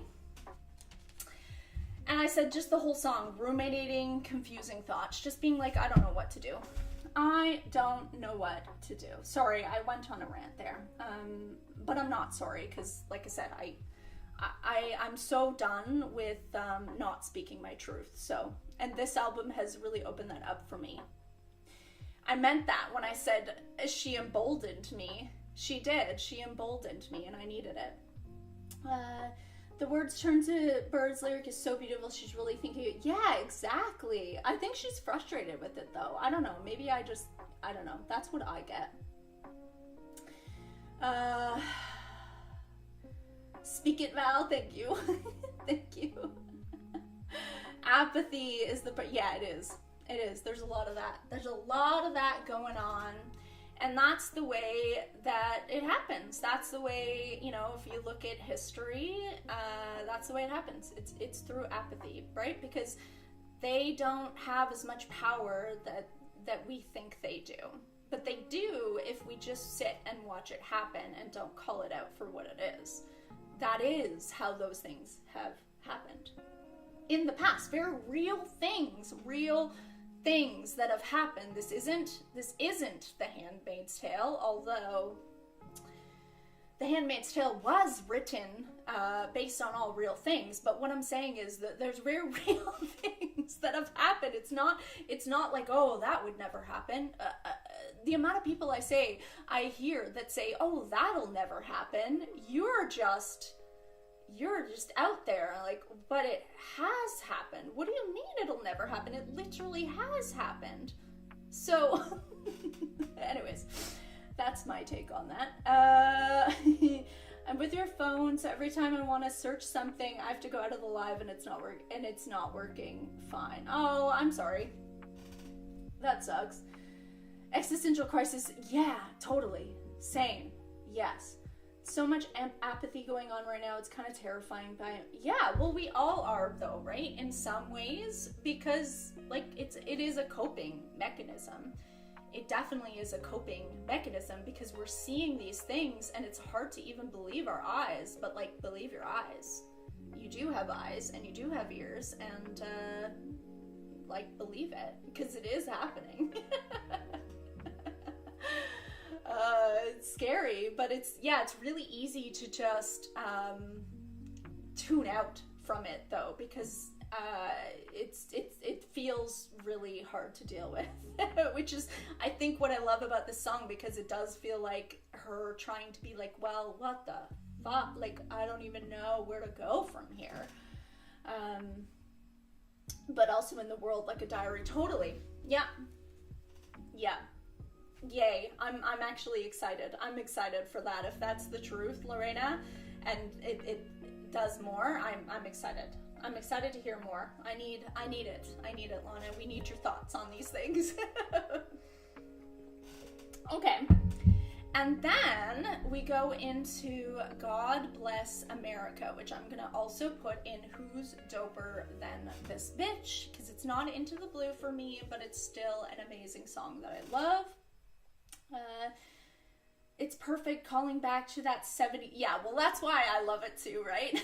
It's like I was just destined to like it. It doesn't matter even, but yeah, but then even the words and the theme that she's talking about, obviously, I was just gonna love it. It doesn't matter. This whole rest of the freaking record, I'm just gonna love. Okay, so God Bless America and all the beautiful women in it. This one I'm still fathoming for sure. And I think I'm gonna keep learning more about this one. But I don't think I've even figured out this one, but I'll tell you my general thoughts and feelings that I'm getting in the moment. So I feel like we're talking about understanding the power of community here. We've got lyrics like, even when I'm alone, I'm not lonely. I just feel like that's what we're doing here. And then the gunshots, I think the gunshots are a warning. I think there's also irony there. I think it's like sometimes society likes to prop up women sometimes just by words, like, oh, like, but you're this beautiful woman and you create life, and they say these words. Society says these words about women, and then you actually see the actions, I said, speak louder than the words. But I do think they like to prop us up with the words so that we feel good about how things are. Maybe, I don't know. But again, actions speak louder than words, and obviously, look up the stats about women's violence against women. They're completely off the charts everywhere. And so I feel like there's something to that in this song. I think those gunshots might be a little bit of an irony there, where it's like, or like a warning, like I said, warning shots a bit. That's how I feel about it. Again, I'm still fathoming this one. Oh yeah, and I said sometimes we as a society, so just in general, we as general, miss hearing those gunshots, like what we were talking about, apathy again. We just completely miss hearing them. And I just said, keep your eyes and ears open. Again, we are stronger together. Stop dividing. And then the lyric, even walking alone, I'm not worried. I feel your arms around me. I think I get the general feeling of like, remember who you are. Remember what they fought for. Keep fighting for that freedom. We can do this, but again, just reminding you that it's a very real threat that's happening right now through those gunshots. Sorry, let's keep going. You're addicted to the bridge of God. It's so good. May you stand proud. Oh, it's so beautiful. You gotta go help prepare some ingredients for supper tonight. Totally get it. No worries. Thank you for being here. I know you'll watch back, so see you later. Dylan, thank you so much. You agree with the gunship warrant? Yeah, that's kind of what I was getting for it. Lana said once she wrote the song, at a moment she was so worried and upset about laws against abortion. Yeah. See, I haven't even seen her talk about it right now, but that totally goes in line with what I was thinking, so that's awesome. Yeah. It's like, yeah, just there's real threat happening. Like, yes, but again, I feel like there's this irony behind it, because it's like, I do think society sometimes does prop up women in that way, but like through words, but not through actions. And I think, I don't know, it feels like there's a little bit of like a calling out on that, which I think is really cool. It's beautiful. Yes, have a wonderful rest of your day, Dylan. Thank you so much for being here. Okay. Let's move on. When the world was at war, we kept dancing. Oh my god. I think, where do I want to put that? Oh my god. I think I'm gonna put this also in. I told you that the last half of the album is all the top tiers for me. I'm sorry. Thank you, Dylan. Thank you so much. I appreciate that. Yeah, we're gonna put her in Who's Doper Than This Bitch. Again, I don't know. I just can't. Like, the rest of the album is just, I can't put it lower. I just can't. I'm sorry. Is it Into the Blue for you? That, I respect that. That's fair. I just gotta save room, because I can't put the whole freaking rest of the album. I have to tell my truth. But yeah, it's an amazing song. I love it. I said verse 1, and my opinions might change. They probably will, actually. They probably will. I said verse 1, it kind of feels like all the things that we are told to do. So how to present ourselves as women. It kind of feels like the things that like society are telling us. And then I feel like she comes in and kind of is telling, like, find your freedom. Find your joy. Again, I put joy is protest in these times. And then I put in verse 2, again, it does. It kind of feels like telling us how to live, or maybe this time telling men how to live. I feel like we're talking about a little bit of like censorship here, a little bit of propaganda here. And I think she's reminding us to live in your own truth. If we hold on to hope, we'll have our happy ending.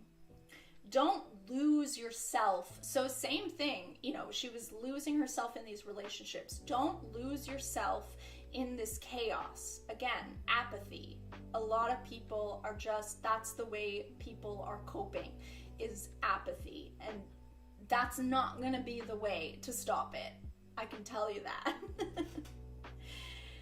And so, yeah, I think we just keep dancing is, again, what you said before, Lorena, I think it is totally about protest.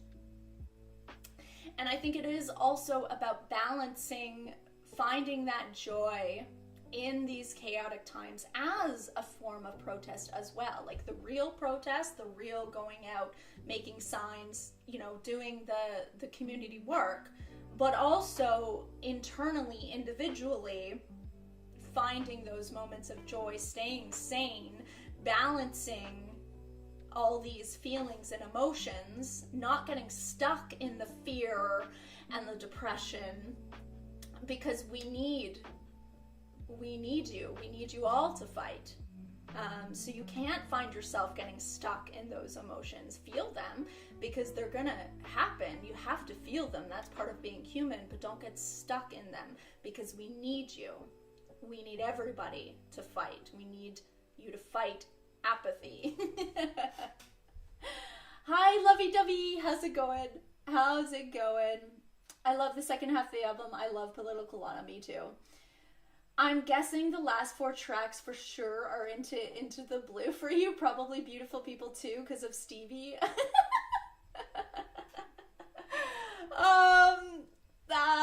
Yeah, we'll see. We'll see how we do. The song being from 2007 is still so relevant today is one of my favorites because she's expressing her anger and fear, but never loses hope. Totally. And that's what's so important, right? We need to feel these things. We need to feel the anger and the fear, and those are all human and they're very important. Again, we want to fight the apathy, but also, also finding a balance so that you can, because there are still, you know, for me, it's like my dog, like cuddling with my dog, dancing in the living room to freaking Lana Del Rey, going out in nature. Like, I can still find joy even in these chaotic times where we know people are suffering. And sometimes, especially people like more, I guess, leftists or something like that, I feel like sometimes there's this like idea that you're not allowed, like because all these people are suffering, like you're not allowed to, sometimes people project these ideas, I feel like you're not allowed to appreciate life because other people are suffering. And I think a part, in my opinion, a really important part about doing activism and doing, you know, these things is to balance, because we are human and we, like, you need to take breaks and you need to, because we need the energy to fight. We need the energy to fight, right? So it's like, even if you think about like physical people in a war, they still have to stop and eat and sleep when they can. You have to, because that's being human, and you cannot fight another day if you don't take care of yourself. So it's like finding a balance with that, right? It's hard though. Oh my God. Yeah, we just want the fucking truth told by the fake news. I love it. Oh, I know. Well, I ended up listening to it on Apple Music, and I don't think they screw up the lyrics there, so I was able to get it. But yeah, it was kind of weird on the first reaction. But standing up and doing something, but also joy. Yeah, I love it. Yeah, Spotify is not Spotify is fake news. That's the fake news we gotta worry about. Yeah, anyways, beautiful people, beautiful problems. I'm sorry, we're into the blue. I'm sorry, don't hate me. Don't hate me. Beautiful people, beautiful problems is Into the Blue. For me, it's perfect. I can't. I understand it's not for everybody, but again, it just feels like it's a song made for me. Just the whole vibe of it, the lyrics, the instrumentals, it's for me. And I totally get if it's not for everybody, but it's for me. She realizes we're just beautiful people with beautiful problems. There's so much happening out there. Exactly. Is this the last video before beginning with chemtrails? We're actually doing NFR. I am redoing NFR with all the knowledge that I have now. We're gonna, because also I only did a reaction of NFR, and then I didn't do music videos, I didn't do live performances, we didn't do any analysis or interviews, we didn't do any of it. So, and I haven't listened to NFR since then, so I don't remember it really. So it's gonna be a completely different reaction in my opinion. So yeah, we're gonna do NFR.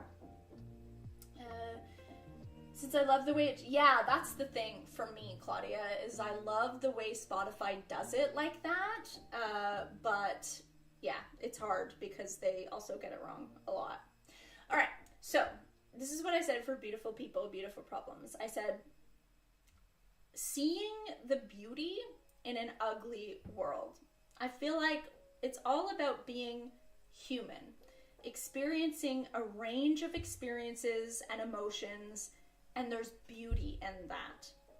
I said, it's kind of like, it feels like this song is taking a bird's eye view on life, because sometimes it's really easy because we're in it, we're caught up in it, and sometimes you have to like take yourself out of it a little bit and see things from that bird's eye view. And I feel like that's what this song is about. It's like, keep perspective on life and the big picture.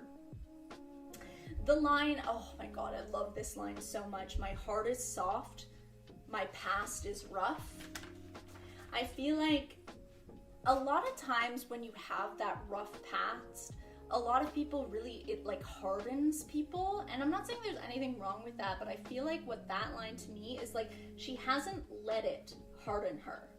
She's still, in spite of all of that crap that she's gone through, she still leads with love. In spite of not always seeing it from other people, she chooses to just continue leading with love anyway. And I think that's beautiful. The line, I love that we gotta walk through fire. I just think we're talking, again, I think, and maybe that's why it doesn't connect with some people, is it's very general, and like I said, it feels very like looking at things from a bird's eye view. It's not like we're not in it. We're really thinking about things from a higher point of view, in my opinion, so maybe it doesn't like resonate as much, I think. But I do think it's like very overall about growth, learning, just really learning what it means to be human and to go through these things is kind of what I get. Her vocal range is insane. Oh, good. Yes, I'm excited to do that one. I love what you're saying about taking a bird's eye perspective, but she literally opens the song with blue is the color of the planet from the view above. Oh, I didn't even think about that. Maybe that's like my subconscious, like yes, I love that lyric. But yeah, it does, like, but it feels like the whole song is like that to me. But yeah, it definitely gives that vibe, I guess. Yeah, now that I'm thinking about it, the lyrics like just start off like that. But it just feels like that's the whole song, is thinking about things from that higher perspective, a different perspective, and understanding that people are going to see the world differently based on their perspective. I don't know, it feels, it's very different, but I love it. But I can also understand why it wouldn't resonate with everybody, like I said, because it is taking that, it's not as, it doesn't feel as personal or like micro. Does that make sense? I don't know. Trying to take yourself out of the situation itself. Yeah, I mean, that's what I get. Okay, Tomorrow Never Came. Sorry. Tomorrow Never Came is Into the Blue for me. Sorry, it's Into the Blue. She sees those high notes so effortlessly, even live. Yes. Oh my God. Yes. Okay, so Tomorrow Never Came. I said, this song is stunningly beautiful. This song feels like we're mourning the opportunities taken away from us. Stolen memories, right? Remember, I don't even remember what song that was. What song was that? Stolen Memories, back from Born to Die. It feels like a similar idea.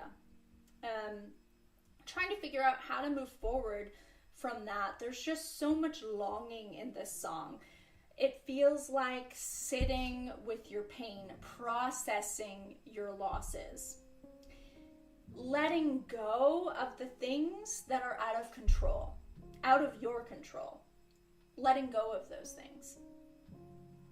But it's so hard to let go because we want to control everything, right? We want to be able to control everything. But then in the bridge, we're going back to kind of appreciating those small moments as they're happening. That's what I get from Tomorrow Never Came. You definitely have to listen to the demo. Oh, frick, yeah. It was so different, so sad, and I love how it took a different way and became a beautiful song about not complaining about simple problems. Yeah, totally.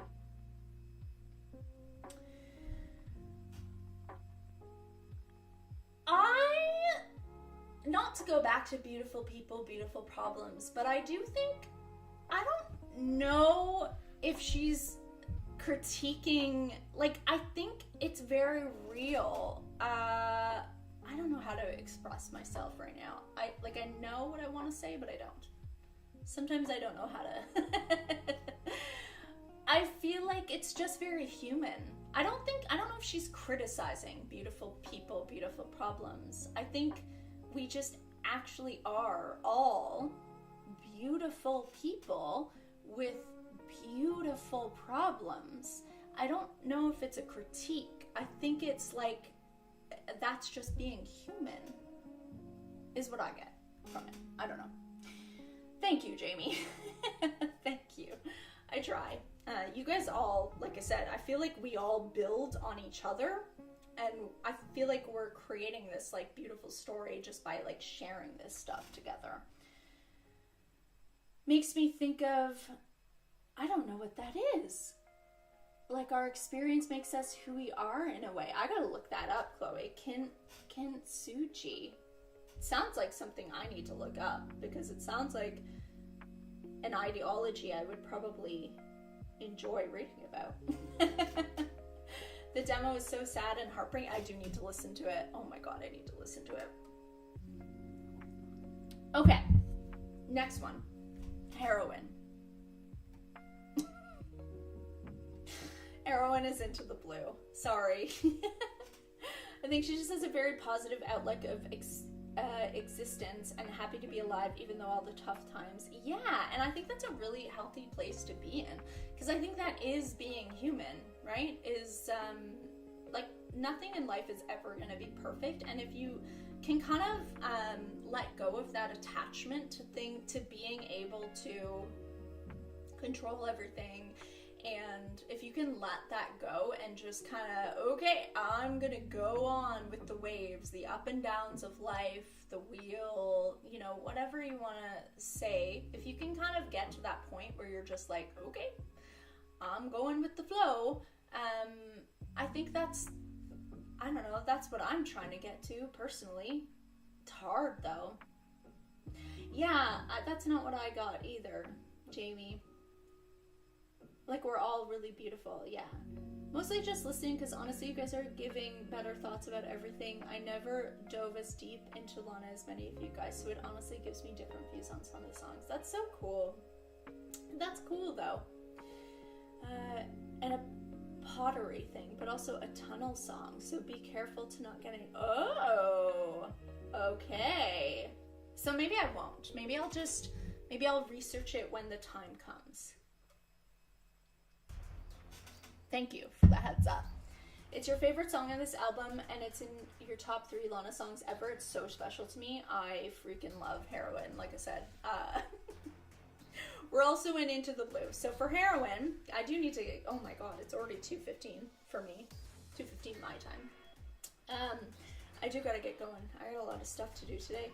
Anyways, so Heroine, I feel like we're now looking back on memories again. We are reflecting on, but this time it feels, and that's why I love Tomorrow Never Came. It's like we're reflecting back on those beautiful moments and thinking of those. And I think Heroine is almost like, it's perfect to come from Tomorrow Never Came, because now it's like we're looking at the other side, the shadow side. I feel like she's now reflecting on the painful moments. I love the... Oh my god, what is this song that's happening? Is it like super loud? It's coming out of my headphones pretty loud. I'm gonna turn it down a bit. You've been having a moment with that song? Yeah, I can totally see that. I love the line, grabbed me by the ribbons in my hair. I think that ribbons, I think she's saying, I think ribbons are is innocence again. So I think we're going back into that, you know, like that idea of taking her innocence that we talked a lot about in Born to Die, especially in Paradise.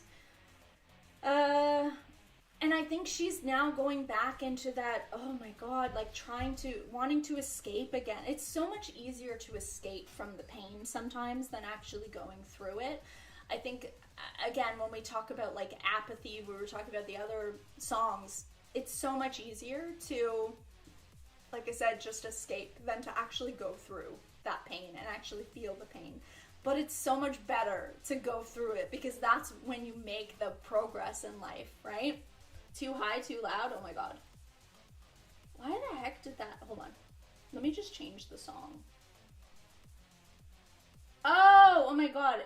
We left the playlist that sorry. I think we went through the playlist that I was listening to. That's why. And it went into like some other thing. Sorry, guys. Okay, that's changed now. I hope it's good now. It's about a boyfriend who passed away due to overdose. It was never confirmed. I can totally see that. Yeah. Blasphemy, Ocean Boulevard or Well Tunnel is honestly my favorite on it, but maybe it's just recency bias. As a metaphor for, but also for femininity. Yes, totally. The way life is treating women in a way. Yeah, I can see that too. Innocence and ribbons in her hair a few days ago. Glad to know I'm not crazy, but maybe I am. No, you're not crazy. Hey Amy, how's it going? Yeah, we're still here. We're almost done though. We're almost there. Yeah, I guess for me, and I think a lot of her songs, like, I totally agree that it probably was inspired by that very real situation. But I think as she goes on this journey of thinking about these emotions, I think she pulls from other places too, and it gets a bit broader. And so I guess my interpretation of it is a little bit broader, but I think you're right that it probably was inspired by a very real feelings of a very real specific situation. But I guess for me, who doesn't necessarily know all the context of that, I'm pulling these like general thoughts out of it, if that makes sense. I hope that I come back one day and tell you that I really changed, as turning into her own story to be sent away to get sober, hoping she can come back home. Totally. And super excited for it, just on my Lana journey in a similar way as Val, doing the background work so I understand tunnel. That's amazing. It's so kind of cool that we're almost like doing it together a bit, Jamie. That's kind of fun.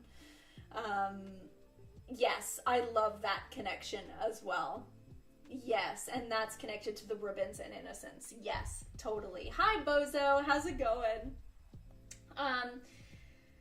Yeah, so I said she wants to escape again from the pain. Sometimes it feels easier to go back into the same patterns. So whether that's, patterns of relationship, patterns of like physical addictions, whatever. Change, I put a big change, is uncomfortable. And I feel like that's what she's expressing here. She's like feeling that uncomfortableness of it, and it's like so much easier to go back into those patterns. And I feel like I said she's contemplating how to move forward through the pain. She wants to do it differently this time. The band-aid, so whether we're talking about alcohol, love from a toxic relationship, like whatever we're talking about, the band-aid, there's many of them, it's tempting though to go back to that. Going deep, I said going deep, so doing that true like self-work, going deep is hard and it hurts. So you do have those moments where you're like, I just, even you could say if it was just addiction we were talking about, I'm sure you would have moments of being like, I just want a drink now. Like, I don't want to do it anymore. That's very real and normal and human, right? And I said, I think she's starting to understand that you can't escape forever. Escape has been a really important thing for her, a safety mechanism for her in her 20s. And I feel like now she's realizing maybe that you can't do that forever. You need to learn to kind of face your demons. And I feel like she's now starting to really face her shadows and her demons. And that's hard work, and you want to go back. Yeah. You'll definitely love Whole Tunnel as much as her other work. I think similar to Cruel World, heroin can be a metaphor for addiction, especially fame and just her life in the time. Yeah, I think it's all of it. That's just my opinion. I think it's similar to Cruel World in that I think it's all of it. I think it means all of it.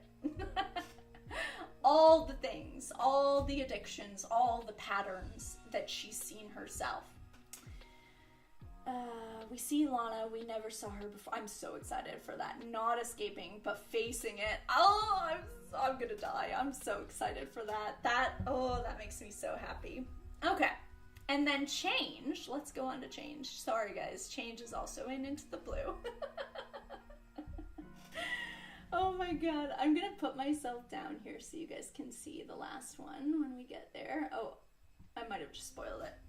I think you guys already knew where we're going though, so it's okay.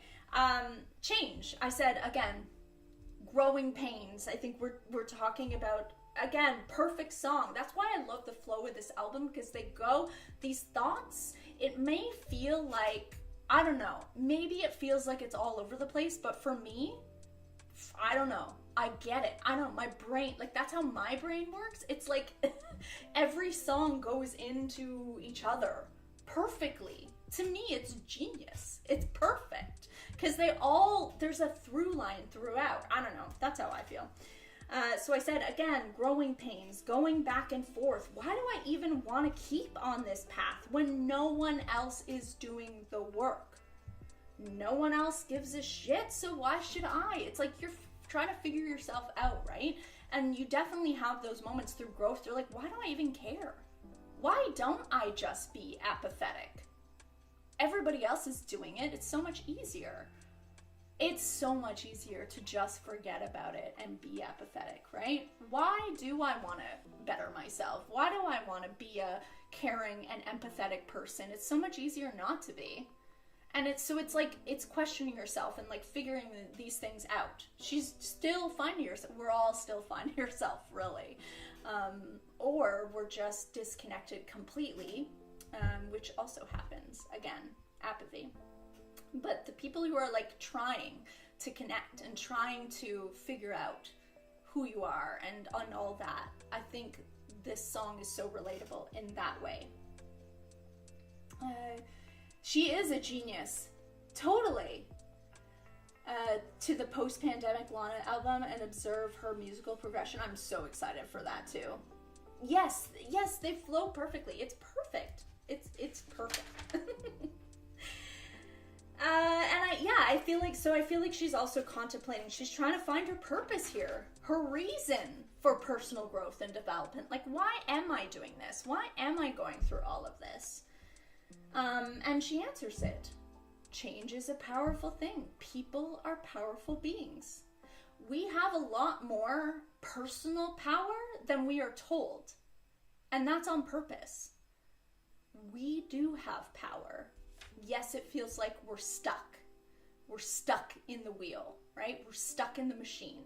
We are. But we do have more personal power than they give us credit for and that we give ourselves credit for, in my opinion. And yeah, part of that is accepting the change, understanding the growing pains, how important those are. That's where the learning is doing. That's where the growth is happening, through those growing pains. That's how you learn. That's how you become better. But it's painful. It's bitter. What does she say? It's bitter. It's like, it's hard. It's hard to face your shadows. And I feel like, again, another song on that same idea. Can't wait for Blue Banisters. Ooh, I think a lot of people have said Blue Banisters is their personal fave, so I'm really excited about that one too. She's trying not to be afraid of change, but also learning how to let it comes to her when the time is right. Totally. It's, again, learning to let go of all of that and just let it happen as it happens. Be aware that it's happening, but kind of let go of the attachment of that to stop forcing things in your life, right? It remains her favorite album. I think sometimes it impacts a lot where you are at your personal life, and if you listen to an album during that time, ooh, I hope that I resonate with it. The way she provides an example for listeners on how a person can grow and change, very vulnerable. Yeah, I love it. Okay, and last one. I'm sorry, the whole last of half of the album is freaking in Into the Blue for me. I mean, I'm sorry. I'm not sorry. It is just the way it is for me. And Get Free, Get Free is just so satisfying after doing all that contemplation and self-reflection about herself, about life, about just all of that. It's perfect. It's beautiful. Because I don't see a lot of people talking about that song, and it's my absolute favorite. Oh my god, it's so good. And again, that succession of those, actually, well, clearly I put the last 5 songs, but particularly this Heroin to Change and to Get Free, it's, oh my god, what a beautiful end to the record. It just wraps it up all perfect, and we're ready. We're ready for that next stage. I'm ready for the next stage. I'm so excited to do it. Yeah, oh my god, and it starts with finally I'm crossing the threshold again. I made that connection from Born to Die, and god, it was so satisfying to hear that. She's finally kind of finding out who she is. This is my commitment, my modern manifesto. So she's done all that contemplating, the figuring out, and now she's saying, like, this is it. This is why I'm doing it. She's understanding her I'm literally getting emotional talking about it. She's understanding her purpose. I have this platform and I'm going to speak my truth. I'm getting emotional because I know I just have this like small corner of the internet with this YouTube channel. But I really feel like I've gone through a similar transition. Again, I know mine's not global scale, big scale, it's so small, but I really relate to that because I feel like I said, I feel like I've finally found my voice. I'm not scared to talk about what I believe in anymore because I think it's important, and I do feel like she's similarly found her voice, or at least in the stages of really finding her voice here and speaking her truth. I never really noticed, this line, yeah. I never really noticed that I had to I gotta say it again. I need you to fathom this lyric. I'm sure you've done all the fathoming, but I can't, like, it's crazy to me. It's so wild how good this line is. I never really noticed that I had to decide to play someone's game or live my own life. There is a choice. There's a choice. They make us think there's no choice. They do that on purpose, but there is a choice. You can go your whole life just chugging along in the system on the wheel. You can do that. Most people do that. And honestly, you might be more content. Maybe not like the full joy and happiness, but you might be more like content if you did that. You know, you just kept going. Or you can make the choice to break free from those chains and be your own person. But it's hard. I want to move out of the black and into the blue. Letting people be who they are and not getting caught up in all the attachments, letting go of control, letting go of chasing rainbows, making that choice. God, and yes, the callback to Ride, sorry, I should have said that too. It's beautiful. I love that. Get Free will always be my #1 Lana song. I listen to it every time I feel like something big is waiting for me. It's just magical. I have had that moment recently with this song. It's magic. It is manifestation. You put it on and you do your witchy dance around, and good things are gonna happen. That's what I feel. That's my take on it. And I'm so appreciative to Lana for giving that to us. Yes, it does. The callback to Ride is everything. It ends with Into the Blue, and in NFR, she mentions the blue again, so I feel like it's a nice transition to the next era of her life. I'm so excited to revisit NFR now. Because I don't remember any of that, to be honest. I don't remember it, so to re-listen to NFR and then Chemtrails, because your mind will be blown. I'm so excited. It's in your top 3 for sure. I love the album. Can't wait for the re-listen. Oh my god. Okay, so that's it. That is it. That is our tier list. Into the Blue. How many? Remember I said 10? It's not 10, right? 1, 2, 3, 4, 5, 6, 7, 8, 9. 9. I have 9 in Into the Blue.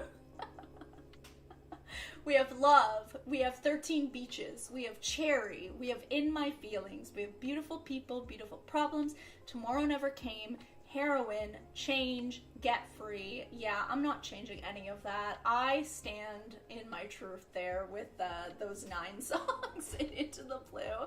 And then Who's Doper Than This Bitch, meaning amazing song. Absolutely amazing song. Groupie Love, Coachella, God Bless America, When the World Was at War, and then We Just Kept Dancing. More great songs. Lust for Life, White Mustang, and then Poor Summer Bummer in But Tomorrow Never Came, which again, I think it's a really important song for the record, and I stand by that, so never would get rid of it, but just not my personal favorite. So yeah, I stand by that. I'm happy with that ranking. There are some songs on NFR I just skip. I can't wait to have this, to have an opinion and to do this. I can't wait. Into the Blue tracks. Yeah, there's a lot of them. I'm glad I didn't stick with the 5 that I usually do, because that would be impossible for me. It would be impossible for me. I can't. So, anyways, that is it, guys. We're gonna say goodbye in the next minute or so. This has been so much fun. I gotta go and freaking eat. I'm starving. And then, like I said, I got a bunch of work to do, so I gotta go. Capitalism and all that. Gotta go do it. Gotta go feed myself and all that. But thank you so much. Thank you so much for being here. This has been so much fun. I feel like it just gets better. It gets better every time, because I feel like I'm just learning more about you guys, learning more about Lana and the music, and yeah, it's great. And yes, I'm so happy that I think I've kind of figured out the streaming problems. We fixed it. Yes. So thank you for your patience with me on that. I'm so happy that I solved that problem, because that was making me really sad. I think you guys could see that. Yes, thank you. Thank you so much, guys. Thank you again. I will see you next week where we do NFR. Thank you.